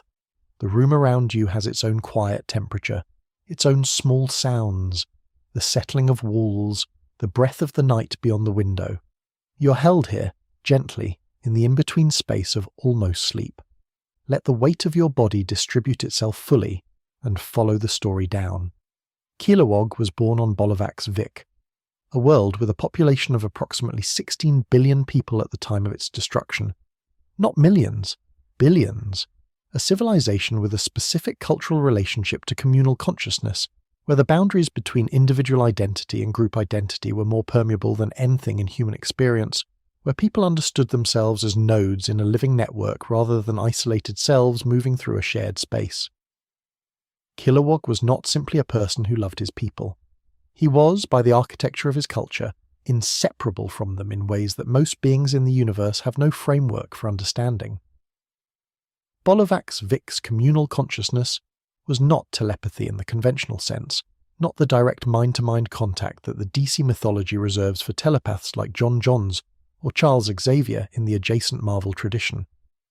It was something more diffuse and more fundamental, an attunement. Bolovaxians experienced the emotional states of those around them as a kind of atmospheric condition, a background weather of feeling that was always present and always informing individual experience. They did not share thoughts. They shared something closer to the emotional context from which thoughts arise. This meant that Kilowog, before the destruction of Bolovax Vic, had never truly been alone in the way that most beings are alone, had never experienced the specific silence of a consciousness without any resonance from other consciousnesses nearby. What he was left with after the crisis was not simply the ordinary grief of loss. It was the sudden, absolute experience of a silence that his biology had never been designed to accommodate. The Anti-Monitor destroyed Bolovax Vic during the crisis on Infinite Earths. 16 billion people, and the living cultural memory that connected them, and the specific quality of consciousness that Bolovax Vic produced. All of it, in an instant, gone. Kilowog was off-world when it happened. He was the only Bolovaxian who survived, and the word survivor is barely adequate for what he was in the aftermath, because survival implies a continuity of the self that persists through loss. What Kilowog survived into was not a diminished version of his previous existence. It was a new kind of existence entirely, one for which his culture had not developed any language, because his culture had never needed to contemplate the scenario of everyone else being gone. The conventional hero narrative at this point, the familiar template, would have Kilowog channel his grief into vengeance or into a crusade that gives the pain a purpose. What Kilowog actually did is less dramatic and more profound. He became a teacher. He became the trainer. He took the position of drill instructor for incoming Green Lantern recruits at OA, and he held that position through wars and crises and the near destruction of the Corps itself. And he poured into every recruit that passed through his program the full force of what a being who has lost everything has to give to the beings who have not yet lost anything. The sit with it moment belongs here, at the center of Kilowog's story. The most powerful gift a person can give to someone they are trying to prepare for difficulty is not invulnerability. It is the demonstration, performed in a living body, that the worst thing can happen, and you can continue. Kilowog did not make his recruits hard by breaking them. He made them resilient by refusing to be broken in front of them, by showing up every day and drilling them in the fundamentals of ring use and the ethics of ring use and the psychology of facing overwhelming force, while quietly carrying the awareness that he had already faced the most overwhelming force imaginable and was still here. Kilowog's training methods have been the subject of debate within the Green Lantern mythology across multiple storylines, usually framed as a tension between his instinct for demanding excellence and the ring's own selection principle of finding beings capable of overcoming fear. The tension is productive. The ring selects for fearlessness, but fearlessness is not a skill, and the Corps sends its ring bearers into situations that require skills. Kilowog understands this better than anyone. The ring chose you, he tells his recruits in various articulations of the same core message. The ring does not care whether you survive your first encounter with an enemy who's been wielding power since before your planet existed. That is what the training is for. The training does not supplement the ring selection. It completes it. Every Green Lantern trained under Kilowog, and that means nearly every ring bearer in the history of the Corps, received something they may not have consciously registered receiving. They received the specific quality of instruction that comes from a teacher who has nothing left to lose and everything to give. Kilowog was not afraid of his recruits failing. He had seen failure at a scale that made any individual failure look manageable by comparison. He could hold their fear without absorbing it, could push them past their limits without cruelty, could be relentlessly demanding while remaining fundamentally kind, because the thing that makes instructors brutal, their own unexamined fear of inadequacy, had been burned out of him by what he had survived. His friendship with Hal Jordan is one of the mythology's quieter and more genuinely moving relationships. Two beings who had both survived the destruction of the things they loved most, one man's city, one being's entire world, and who recognized in each other the specific quality of presence that belongs to people who have been tested at the absolute limit and come through changed, but not broken. They argued. They disagreed about tactics and philosophy and the appropriate uses of ring power. They remained close across decades of comics history, in the way that people remain close who share a kind of knowledge that cannot be articulated to anyone who doesn't have it. Kilowog's ring power is extraordinary by any standard measurement. His constructs are characterized by a particular quality of solidity and mass that reflects both his enormous physical strength and the specific way his grief has settled into him, like ballast, like the heavy stable weight in the bottom of a vessel that keeps it upright in rough water. He does not produce the most beautiful constructs in the Corps. He does not produce the most elaborate ones. He produces constructs that hold, that are exactly as strong as they need to be, that accomplish their purpose with a minimum of waste. This is the aesthetic of someone who has been through the crisis, who has rebuilt his life and his sense of purpose from the most fundamental materials available, and who has no patience for anything that is not genuinely useful. The specific friendships that Kilowog has formed across his tenure at the Corps are not incidental to his power. They are its most important expression. The ring generates constructs of green light that accomplish various physical and tactical objectives. Kilowog generates, with the same fundamental force, Green Lanterns. He makes them capable. He makes them cohesive. He instills in them the habits and the psychological frameworks that allow them to function in the field under conditions that the ring alone cannot prepare them for. When an analyst is trying to assess Kilowog's contribution to the Corps' power, they should not be counting the constructs he produces in combat. They should be counting every combat effectiveness improvement across every ring bearer who passed through his program. The number is, by that metric, incomparably large. The modern echo here is direct and immediate. If you have watched the animated Green Lantern series, if you have encountered Kilowog in any of the films or the broader media adaptations of the mythology, you have encountered a character who reads, on the surface, as comic relief. The enormous, gruff, lovably tough trainer who calls everyone Pooza and shouts encouragement through clenched teeth. What the animated interpretations tend to carry across, even when they don't explicitly explore his history, is the quality of someone who has earned the right to be this direct with people, who has paid a price for his authority that makes the authority itself feel different from mere seniority or physical intimidation. Kilowog chose to come back to Oa after the destruction of Bolivac's Vic. He chose to stay. He chose, over and over across decades of comics history and cosmic crisis, to remain in the role of the trainer, the builder, the person who makes the next generation capable, rather than the person who charges alone into the largest conflict available. This is a choice that does not generate the same kind of narrative attention as the choices made by the frontline warriors. It does not produce the dramatic moments that get featured on covers or discussed in reviews of key storylines. It produces something harder to see and more essential: a core. The Green Lantern core is not a ring, the ring is a tool. The core is the collection of beings who know how to use it responsibly, who have been shaped by a common training into a common ethical framework, who can trust each other in the field because they were all broken down and rebuilt by the same enormous, grieving, unexpectedly gentle being on Oa. Every time Hal Jordan makes a decision that reflects his training, every time Kyle Rayner falls back on a fundamental technique under pressure, every time John Stewart checks his work, there is Kilowog, not visibly, not loudly, but present in the habit, in the discipline, in the foundation. There is a detail in the broader Green Lantern mythology that is easy to overlook and difficult to overstate.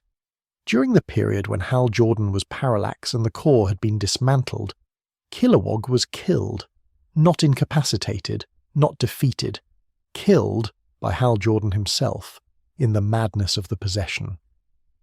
And when Hal Jordan eventually returned, when the Parallax possession was revealed and the retroactive context was applied to his actions, Kilowog had to decide what to do with the fact that his friend had killed him. This is not a metaphorical murder in any comic book sense.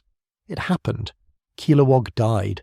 He was eventually restored, as the DC mythology's relationship with death permits and sometimes requires.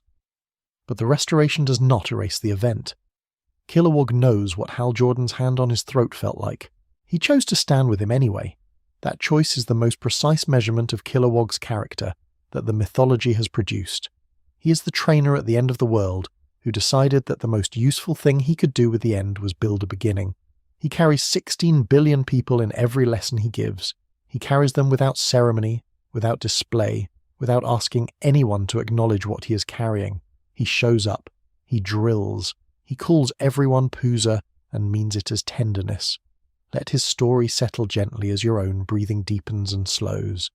The person who teaches, who builds, who holds the weight of what has been lost and uses it to strengthen what is still here. There is a version of power that looks like this. Not the charge toward the enemy, not the dramatic construct, but the patient, daily, unglamorous work of making the people around you more capable of carrying what needs to be carried. The story turns now to a figure who started as the Corps' greatest member and became its greatest enemy, and whose fall tells us more about idealism than about villainy. The oath that every Green Lantern recites when charging their ring, "In brightest day, in blackest night, no evil shall escape my sight," is a document that Kilowog has heard more times than he can count, spoken by more mouths than he can remember, in more contexts than the words were designed to accommodate. He has heard it said confidently by people who had no idea what it would cost them to mean it. He has heard it said quietly by people who understood the full weight of what they were committing to. He has heard it said by beings in the last moments of their lives, charging their rings for a final time in circumstances where no amount of willpower was going to be enough.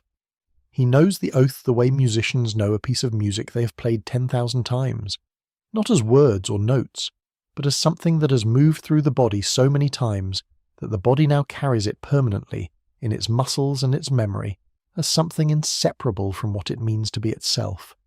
Before the yellow ring, before the core that bore his name, before he became the embodiment of everything the Green Lantern stood against, Thal Sinestro of Corrigar was the greatest ring-bearer the Guardians of the Universe had ever produced. Not the most powerful in raw output, not the most creative in construct design, the greatest.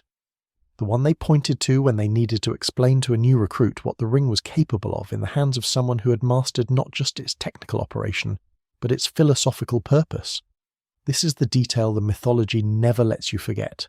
The greatest villain the Green Lantern Corps ever faced was trained by the Corps, shaped by the Corps, and was, by every metric the Corps used to evaluate its members, the Corps' finest product. Let that rest in the quiet for a moment. Your breath is even and slow. The dark behind your eyes is comfortable, undemanding. There is nowhere to be and nothing to resolve tonight. Only the story and the slow settling of a complicated idea about what it means to believe in something so completely that you are willing to destroy it to save it. Sinestro served Sector 1417. His homeworld was Corrigar, a world whose population he loved with an intensity that is, in retrospect, the most important and most dangerous thing about him. He was not indifferent to the beings he was protecting. He cared about them passionately, specifically, with the kind of love that cannot stand to watch. The thing it loves suffer through what it perceives as preventable problems. He looked at Corrigar and saw a world that could be safer, more ordered, more protected from the chaos and violence and indifference that the universe at large was always capable of delivering. He had a ring that could enforce order. He had the will to use it. He had the absolute certainty that what he was enforcing was good. Corrigar under Sinestro was not a simple police state in the political science sense. The distinction matters because understanding what Sinestro actually built on his homeworld is more clarifying than the shorthand of tyrant allows. He maintained what he would have called, and what his supporters actually called, a protected state. Crime rates were extraordinarily low. Violence between citizens was essentially absent. External threats to Corrigar were deterred by the presence of a ring-bearer who had demonstrated repeatedly and comprehensively that he could handle any military situation the universe was capable of presenting. The people of Corrigar were, in the most narrowly measurable material sense, safer under Sinestro's management than they had ever been. The cost was the freedom to make choices he hadn't authorized, which is, depending on your philosophical framework, either a profound loss or a reasonable trade. He turned Corrigar into a dictatorship, not through malice, through love. This is the philosophical spine of Sinestro's story, and it is one of the most uncomfortable ideas in the Green Lantern mythology precisely because it is so recognizable. The logic that leads from genuine care to authoritarian control is not a villainous logic. It is the logic of someone who has decided that the right outcome matters more than the right process, that safety is more important than freedom, that the people he loves are better served by his certainty than by their own choices. Sinestro did not become a tyrant because he stopped caring about Corrigar. He became a tyrant because he never stopped, and because the ring gave him the power to act on that care without limit. When the Guardians discovered what Sinestro had done, when Hal Jordan himself brought the evidence of Corrigar's oppression before the Guardians' Council, the response was swift and total. Sinestro was expelled from the Corps. His ring was taken. He was banished to the antimatter universe of Quard, a place defined by its relationship to the positive universe as a photographic negative is defined by its relationship to the image it was made from. Everything the universe is, Quard is the opposite of.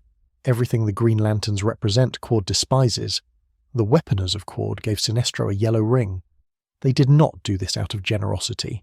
They did it because the greatest Green Lantern who had ever lived had just been handed to them by the institution that trained him as a gift of perfectly cultivated bitterness.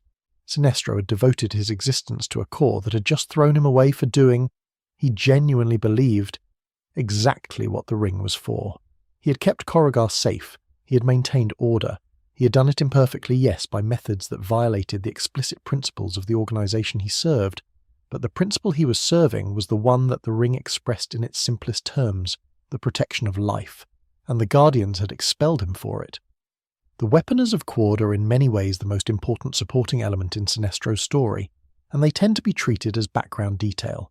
The convenient alien craftsmen who provided the yellow ring, and thereafter served as foot soldiers, What is more interesting about them is their cosmological position. They exist in the antimatter universe, a reality defined by its relationship to the positive universe as opposition is defined by its relationship to what it opposes. The Weaponers are not simply villains who happen to live somewhere that gives them access to yellow power. They are beings who exist in fundamental structural opposition to everything the Guardians represent. When they gave Sinestro his yellow ring, they were not simply arming an enemy, they were completing a circuit, connecting the Green Lantern's greatest product to the force that most purely contradicts everything the Green Lanterns stand for. What Sinestro did with the yellow ring is one of comics history's most precisely constructed villain origin stories. He did not simply turn the ring against the core out of bitterness, though bitterness was present. He developed a philosophy. He articulated a theory of power, one that positioned fear as a more reliable motivator than willpower, that argued the Green Lantern's dependence on the will of individual ring-bearers was a structural weakness, that suggested a universe policed by the fear of violence was more stable than one policed by the hope of cooperation. This was not a mad tyrant's philosophy. This was the logical extension of everything Sinestro had believed about governance since he first began enforcing order on Korugar. The method had changed. The underlying conviction had not. The Sinestro Corps War, the event that began when Sinestro had assembled enough yellow ring-bearers to challenge the Green Corps directly, is one of the most narratively rich conflicts in the Green Lantern mythology, because it is not simply a conflict between green and yellow, between will and fear. It is a conflict between two versions of the same belief, that the universe needs to be made safe, and that the ring is the instrument for making it safe. Sinestro's argument throughout the war was that his Corps was more honest than the Green Lanterns. They at least admitted they were enforcing compliance through intimidation. The Green Lanterns, in his view, were doing the same thing while telling themselves it was something more noble. It is not a comfortable argument. The most interesting villains never have comfortable arguments. What distinguishes Sinestro from the category of villain the mythology usually produces is that he is wrong in a specific traceable way that begins from a position that is not wrong. Order is valuable. Safety matters. The desire to protect the people you love is not a corruption of the self, but an expression of the self at its most genuine. What corrupts it, what turns genuine care into authoritarianism, is the refusal to extend to the protected people the same autonomy that you yourself are exercising in deciding to protect them. Sinestro's capacity as a teacher, his having trained Hal Jordan, which means having shaped the prototype, raises a question the mythology tends to move past too quickly. What did Sinestro actually teach him? The practical ring use skills are the obvious answer, and they are real and significant. But Sinestro also taught Hal Jordan something more difficult to categorize. He taught him what excellence looks like, what the ring can do in the hands of someone who has mastered not just its operation but its purpose. Hal Jordan's standard for himself was shaped by the standard Sinestro demonstrated. And the thing about learning from someone who is the best at what they do, and who subsequently turns out to have been doing it for reasons you cannot accept, is that the skills remain. Hal Jordan learned ring use from Sinestro. He cannot unlearn it. The foundation of his power was laid by someone who later became his enemy, and the foundation is still load-bearing. The modern echo connecting Sinestro to the contemporary Green Lantern mythology is its most quietly devastating dimension. He trained Hal Jordan. Before the expulsion, before Korugar, before the Yellow Ring and the Corps and the war, Sinestro was assigned as Hal Jordan's mentor. He shaped the prototype. He showed Hal Jordan what the ring could do in hands that had fully mastered it. And then Hal Jordan was the one who brought the evidence of Sinestro's crimes before the Guardians, the student who reported the mentor, the person shaped by the teacher becoming the instrument of the teacher's fall. Their relationship across decades of comics history is the mythology's most interesting one precisely because neither of them has ever fully resolved it. Sinestro trained Hal Jordan to be a great Green Lantern. Hal Jordan ended Sinestro's membership in the Corps. Sinestro has spent the intervening years being the Corps' greatest enemy, its occasional reluctant ally, and the permanent demonstration of what the ring produces when its philosophical foundations are pushed to their logical extreme. He is still, in some sense, the greatest ring-bearer who ever lived. The yellow ring is, in his hands, a tool of equal sophistication to the green one he once carried. The will has not diminished, only the colour has changed. Late in the mythology's development, Sinestro was returned the green ring. He served briefly as a Green Lantern again, in circumstances of sufficient extremity, that the Guardians and the Corps accepted his help without resolving the history between them. What was most interesting about that period was the quality of his ring use. He had not forgotten anything. Every technique, every construct, every nuance of what the green was for was still completely intact. He was, under the green light, still the greatest Green Lantern who ever lived. The fear entity Parallax and Sinestro's relationship with the yellow light of fear represents one of the mythology's most pointed ironies. Sinestro does not wield fear because he is afraid. This is the distinction his character has always insisted on, and that the mythology, to its credit, consistently supports. His theory of fear as a governance tool is not the theory of someone who is personally motivated by terror. It is the theory of someone who has observed, coldly and with considerable analytical precision, that fear is a more reliable motivator than hope in the short term, that beings under threat of punishment comply more consistently than beings offered reward, and that a universe policed by the credible threat of consequence is more orderly than one policed by the appeal to virtue. He is wrong in ways that the mythology demonstrates with considerable care. But he is not afraid. He is convinced. He made the choice to be something else. That is the centre of his story, more than the expulsion, more than the yellow ring, more than the Corps that bears his name. He had the green, and gave it up for something he believed in more completely. Whether that belief was correct, whether the universe he was trying to build with fear was preferable to the universe the Guardians were trying to build with will, that is the question the mythology has never definitively answered, and probably should not. Let his image rest in the soft dark of your almost sleep, the greatest lantern who ever lived, burning yellow instead of green, believing he is serving the light better with a different colour. Whether he is right is less important in this quiet moment than the fact of his conviction. Something about a person who has been through everything and still believes in what they are doing, even when what they are doing is complicated, even when it is wrong, is worth sitting with in the dark. The light that comes next is a very different kind. A man who was always supposed to be second, who was chosen and then unchosen, and who turned the rejection into the most ferocious willpower the Corps has ever had to accommodate. The reunion of Sinestro and Hal Jordan, when the Corps was reformed after the Sinestro-Corps War and various political and cosmic realignments forced the two men back into proximity, produced some of the most psychologically precise dialogue in the Green Lantern mythology's published history. They do not speak to each other the way enemies speak. They do not speak to each other the way former friends who have become enemies speak. They speak to each other the way a mentor and a student speak when the student has surpassed the mentor in one dimension, while the mentor retains a fundamental advantage in another, with a respect that neither of them would acknowledge voluntarily, with an irritation that is inseparable from the respect, and with the specific kind of attention that people pay to the one person in the room who is genuinely capable of killing them. The ring had two candidates. This is the detail that reshapes everything. When Abin Sur died and the ring went looking for a replacement, it found two human beings within acceptable range. Two men whose willpower and fearlessness qualified them for the mantle. The ring selected Hal Jordan because Hal Jordan was closer to the crash site. That is the entire explanation.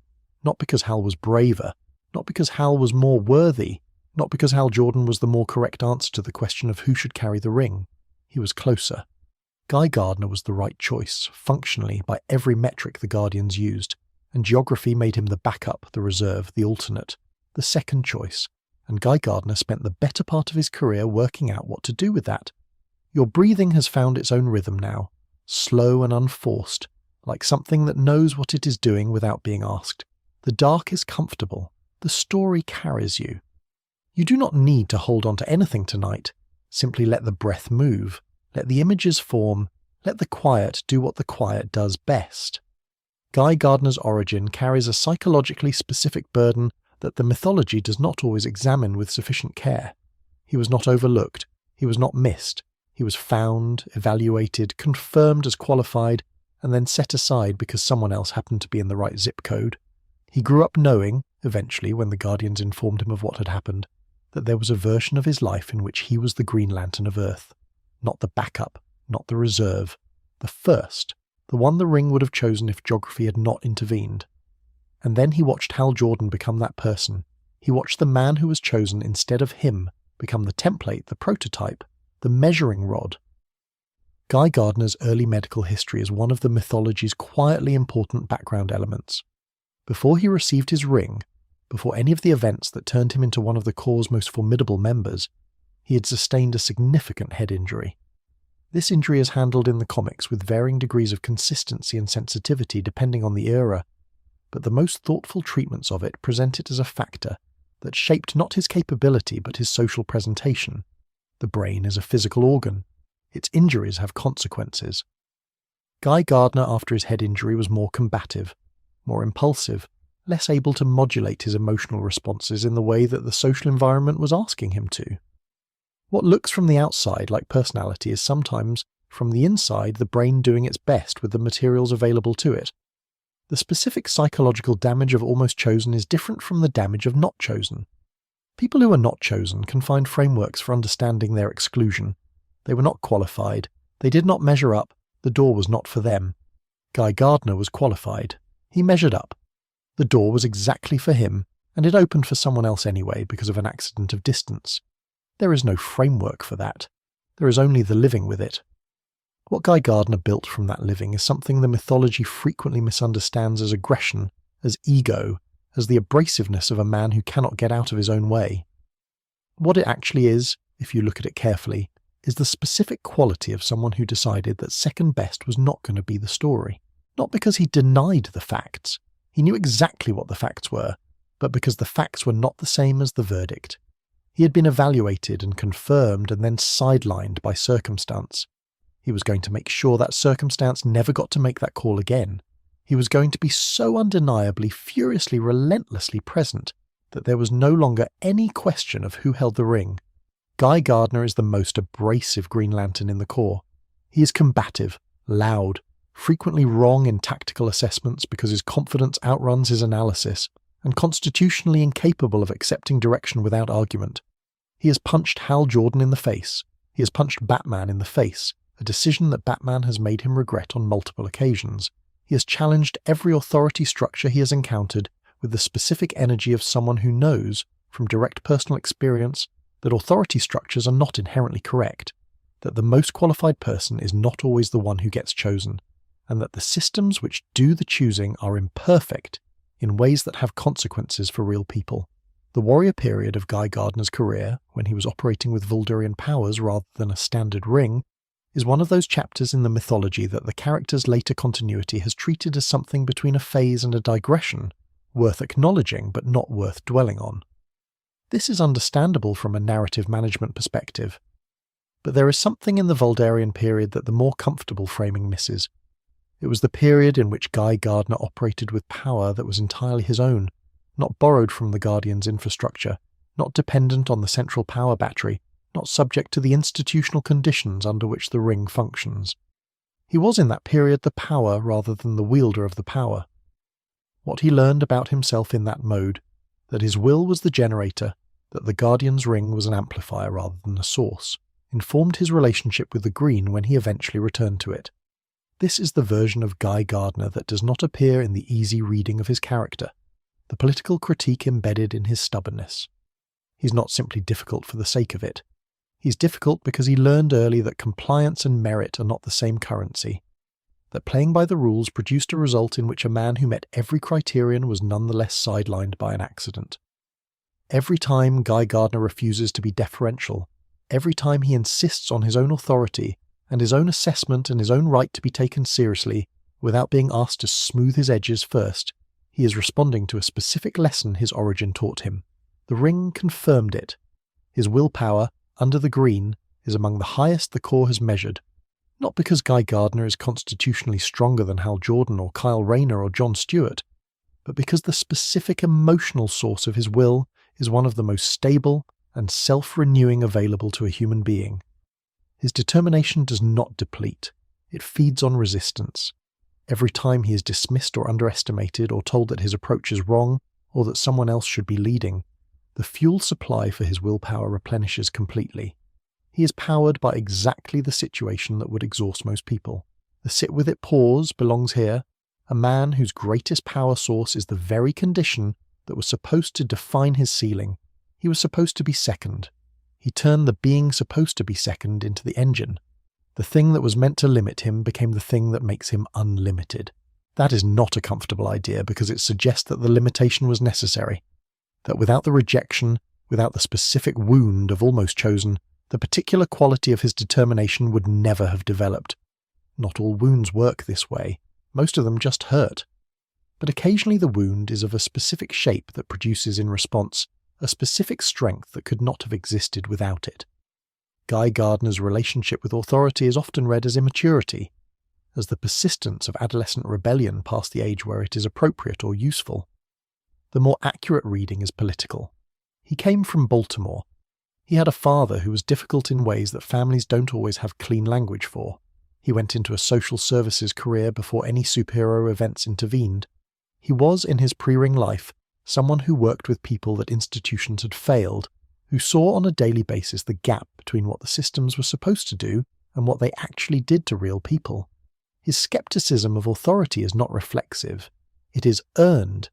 It is the specific skepticism of someone who has worked inside dysfunctional institutions and watched them harm the people they were built to help. Guy Gardner eventually came to wield the Voldarian warrior gene power, an alien heritage he discovered mid-career that allowed him to generate weapons directly from his own body. And he used that power with the same furious enthusiasm he brought to everything. He has served in multiple superhero teams, usually while being the loudest voice in the room, and occasionally while being the most effective presence in the field.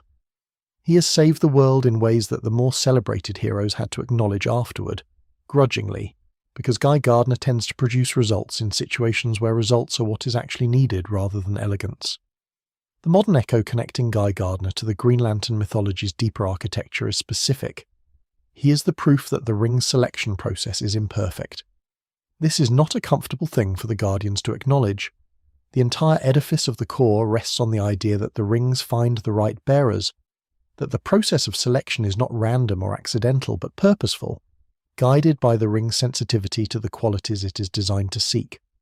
Guy Gardner is the evidence that the process can produce two correct answers and select between them on the basis of proximity, that geography matters, that the right person and the chosen person are not always the same person. This does not make Hal Jordan's selection wrong. It makes it insufficient as an explanation. Hal Jordan deserved the ring. Guy Gardner also deserved the ring. Both of these things are true, and the mythology has been working out the implications of their simultaneous truth since Guy Gardner first appeared in 1968 as Hal Jordan's designated backup, and began his slow, argumentative, deeply committed climb to the front of the line. The ring's measurement of Guy Gardner's willpower is one of the Corps' more interesting data points. In the various in-universe assessments of ring-bearer strength, the ranking systems that the comics establish and then complicate and then revise, Guy Gardner's willpower consistently registers at or near the top of any list that includes Earth-based ring-bearers, not second to Hal Jordan, not slightly below the prototype. At the top, or within any meaningful margin of the top, which means that the most annoying, most combative, most institutionally problematic member of the Earth-based Corps is also, by the ring's own metric, one of the most powerful beings it has ever selected. This is either a coincidence, or it is the ring's way of demonstrating that the qualities that make someone easy to work with, and the qualities that make someone an extraordinary ring-bearer are not always the same qualities.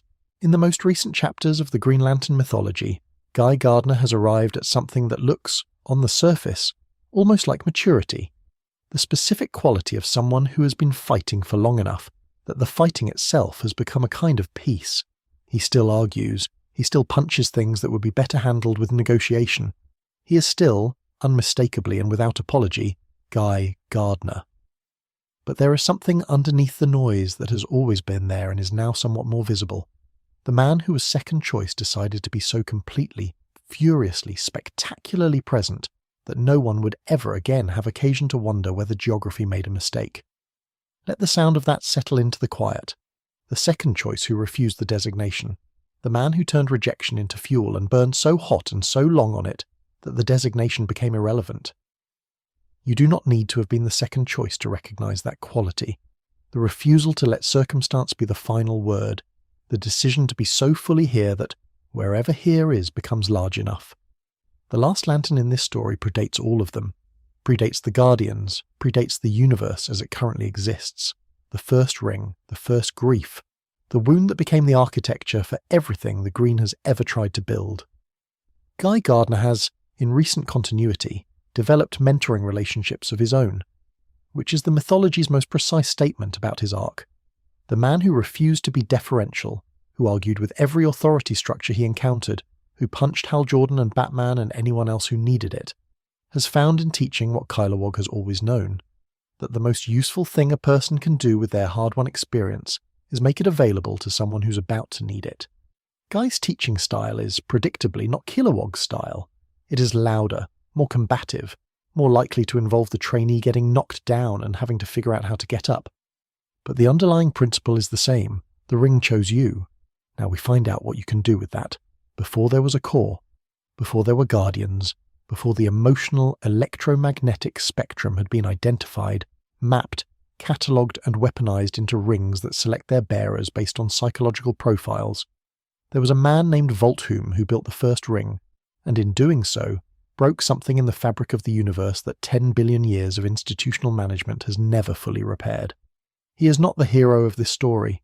He is not the villain either, not in any simple sense. He is the origin. He is the wound that became the architecture. He is the grief that taught the universe what willpower was for. Let the quiet hold you completely now. Your breath is slow and easy, your body settled and warm. The night is deep, and you are deep inside it, resting at the edge where consciousness and sleep are no longer clearly distinguishable. Let the last story come gently. It is the oldest one. It is the beginning. Volthoom was a traveller. He came from another universe, not another dimension in the framework of the DC multiverse as it is currently understood, but a genuinely separate reality, a place with different physical laws and a different relationship between emotion and matter. In his universe, the connection between feeling and physical force was explicit and navigable. Emotions were literally energies that could be studied, harvested, directed. Volthoom was a scientist of emotion. He understood the landscape of feeling as a physicist understands electromagnetism, as a real force with real properties that could be measured and manipulated. The universe from which Volthoom came is one of the DC mythology's most carefully underspecified elements. The writers who developed his backstory made specific choices about what to reveal and what to leave in the dark, and those choices reflect a sophisticated understanding of what serves the narrative. We know the broad strokes. It was a dying universe. Volthoom was a scientist there. The travel ring he built drew on emotional energies in a way that his native physics made possible. We do not know what the universe looked like, what its people were like, what it felt like to live in a reality where emotions and physical forces were explicitly connected. This underspecification is correct because it prevents the origin from becoming more interesting than the effect, from pulling attention backward toward a lost world when the story's forward momentum is what matters. He built the first ring from the emotional energies of his own universe and used it to travel to ours. The specifics of why are deeply personal and deeply sad.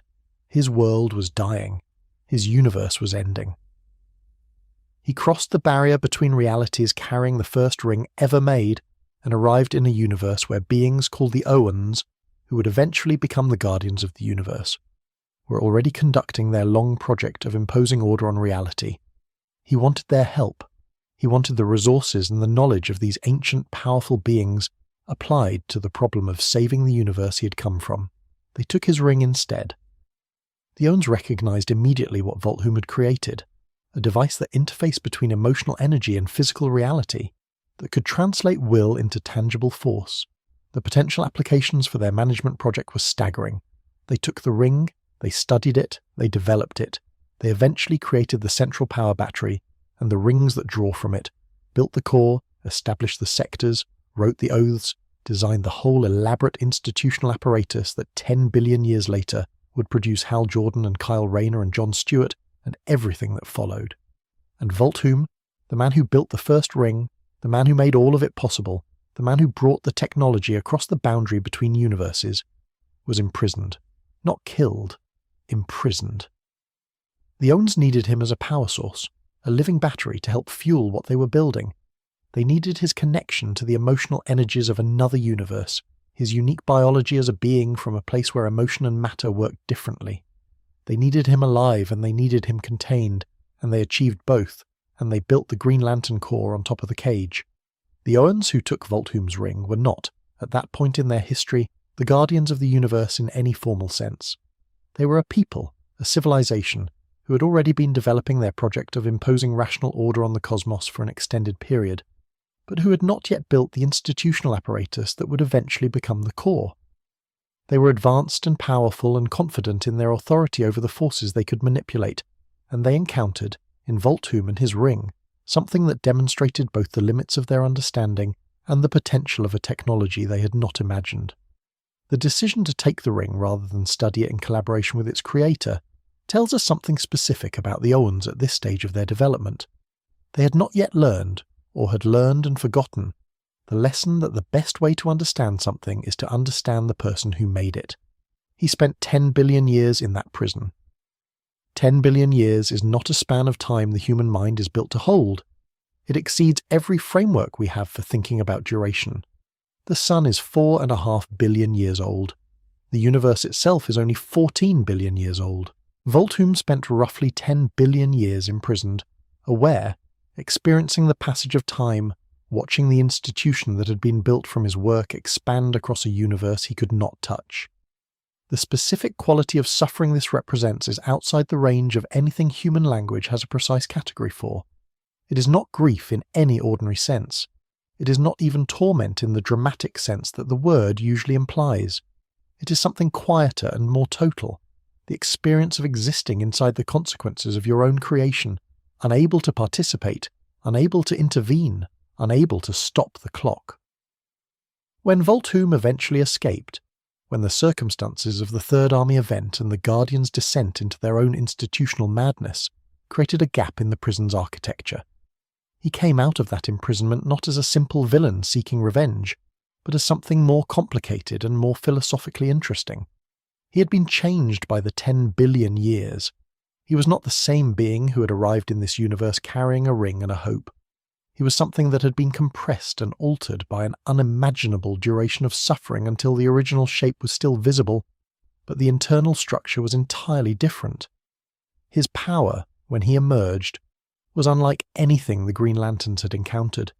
He could reach into the emotional history of a person, into the specific landscape of feeling that their life had produced, and alter it. Not their memories, not their actions, but the emotional substance of what had happened to them. He could reach into Hal Jordan's past and change what Hal Jordan had felt in the moments that defined him. He could reach into Kyle Rayner's history and alter the emotional weight of the losses that had shaped him. This is a power that makes ring constructs look simple because it operates on the substance of identity itself, on the emotional substrate from which selfhood is built. Volthoom's ability to alter emotional history represents a power the DC mythology has very few precedents for, and the reason it is so philosophically disturbing is worth articulating precisely. Most powers in the superhero genre, even the most reality-altering ones, operate on the physical substrate of events. They can change what happened in the sense of rearranging matter or energy or causal chains. What they cannot do is change what it felt like. Memory and experience are understood, in most of the genre's conventions, as sovereign, as the one domain that external power cannot reach. Volthoom reaches it. He does not simply give Hal Jordan a different past, he gives him a different felt relationship to the past he has. He changes the emotional truth of lived experience, which is, in a very real sense, changing the person, rather than changing their story. The modern echo here is the largest one in the entire mythology. Volthoom is the reason everything exists. The ring he built became the core became the tradition. The tradition produced Hal Jordan and Kyle Rayner, and John Stewart, and Alan Scott, and Sodam Yat, and Abin Sur, and Kilowog, and Sinestro, and Guy Gardner. Every lantern in this story owes the architecture of their power to a man who built the first ring in grief and desperation, trying to save a world that was ending, and was imprisoned for it by the beings who took his invention and made it their own. The Green Lantern mythology has many monsters: the Anti-Monitor, who destroyed entire universes during the Crisis; Parallax, the fear entity that corrupted Hal Jordan and the Central Power Battery; the Black Lanterns, who weaponized death itself during the Blackest Night. But Volthoom is not a monster in any category that these others occupy. He is the original wound. He is what happens when a being brings something of enormous potential to an institution that is more interested in the potential than in the being who carries it, and is rewarded for that gift with 10 billion years of isolation. He was eventually stopped, as the mythology's villains eventually are. The specifics of his defeat involved the combined force of multiple ring-bearers, and the particular quality of Hal Jordan's willpower, which has always been at its most absolute precisely when the stakes are highest. But the stopping of Volthoom does not undo what he represents in the architecture of the mythology. The first ring is still the first ring. The institution that 10 billion years of core history built is still built on top of his work. The grief that created it all is still there, beneath everything, in the substrate of the green light.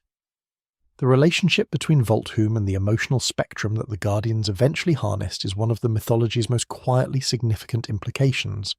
The spectrum, red rage, orange avarice, yellow fear, green will, blue hope, indigo compassion, violet love, was always present in this universe.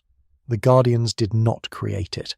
They discovered it, or rather they were shown a piece of it by a traveller from another reality, and they built their institution on top of that piece. What Volthoom's origin suggests is that the emotional spectrum is not a feature of this universe specifically. It is a feature of reality at a more fundamental level, something that persists across the boundary between different universes, something that the dying universe Volthoom came from also had, in its own configuration. Emotion is not a local phenomenon. It is a cosmic constant. Every time a ring is charged, every time a lantern bearer holds the battery and recites the oath, every time the green light fills the ring, and the ring fills the bearer and the bearer goes out into the dark to do what the ring was made for. They are drawing on a technology that began with a man's desperate love for a dying world. Volthoom built the first ring because he loved something that was ending and could not accept the ending. The Guardians took that love and made it institutional. The core carried the institution and made it personal again, in the bodies and the stories and the specific griefs of every being who ever wore a ring and meant the oath they were saying. That is the green light. Not just willpower in the abstract, not just the organizational framework of a cosmic police force, the specific human, and alien, and Daxamite, and Bolivaxian, and ancient, quality of refusing to let the things you love end without doing something about it. Volthoom built a ring from that refusal. 10 billion years later, beings across 3,600 sectors are still wearing it. Let the light dim now, gently, in the way that lights dim at the end of a long days that contained real things. You have travelled a considerable distance tonight, from a test pilot in a Nevada desert to the original ring bearer in a prison that predates recorded history, from the last lantern in the universe to the first one, from the man who carried a planet to the man who rebuilt himself into a star. You have been, for a little while, inside the green. The final irony of Volthoom's story, the one that the mythology places at the centre of its treatment of the first lantern, is that the power which allowed him to alter emotional history was itself an emotional power. He wielded the full spectrum. He could access every emotional frequency simultaneously, in a way that no single colour core member ever could, because he came from a place where the boundaries between emotional frequencies were not the same as they are in this universe. And what that full spectrum access gave him, ultimately, was not invulnerability but a kind of hyper-awareness. He felt everything, all the time, at a level of intensity that no being designed for this universe's relationship between emotion and matter was built to sustain. His greatest power was also his greatest wound. The first lantern burned with a light so complete it had no edges, and the thing with no edges cannot hold its shape forever. Rest now. Let the breath carry you the remaining distance to sleep. The ring does not require anything of you tonight. You have heard the story. You have sat inside the light, and somewhere in the deep, still darkness of real sleep, the green is still out there, burning in the hands of people who are afraid and going anyway, who are grieving and choosing the ring anyway, who are second choice and showing up first anyway, keeping the sectors lit, one charged ring at a time. If this story kept you company tonight, let me know where in the world you're watching from and what time it is there. I am always curious about who is still awake, and if there is a lore deep enough and strange enough that you want to fall asleep inside it next, leave it in the comments. Sleep well.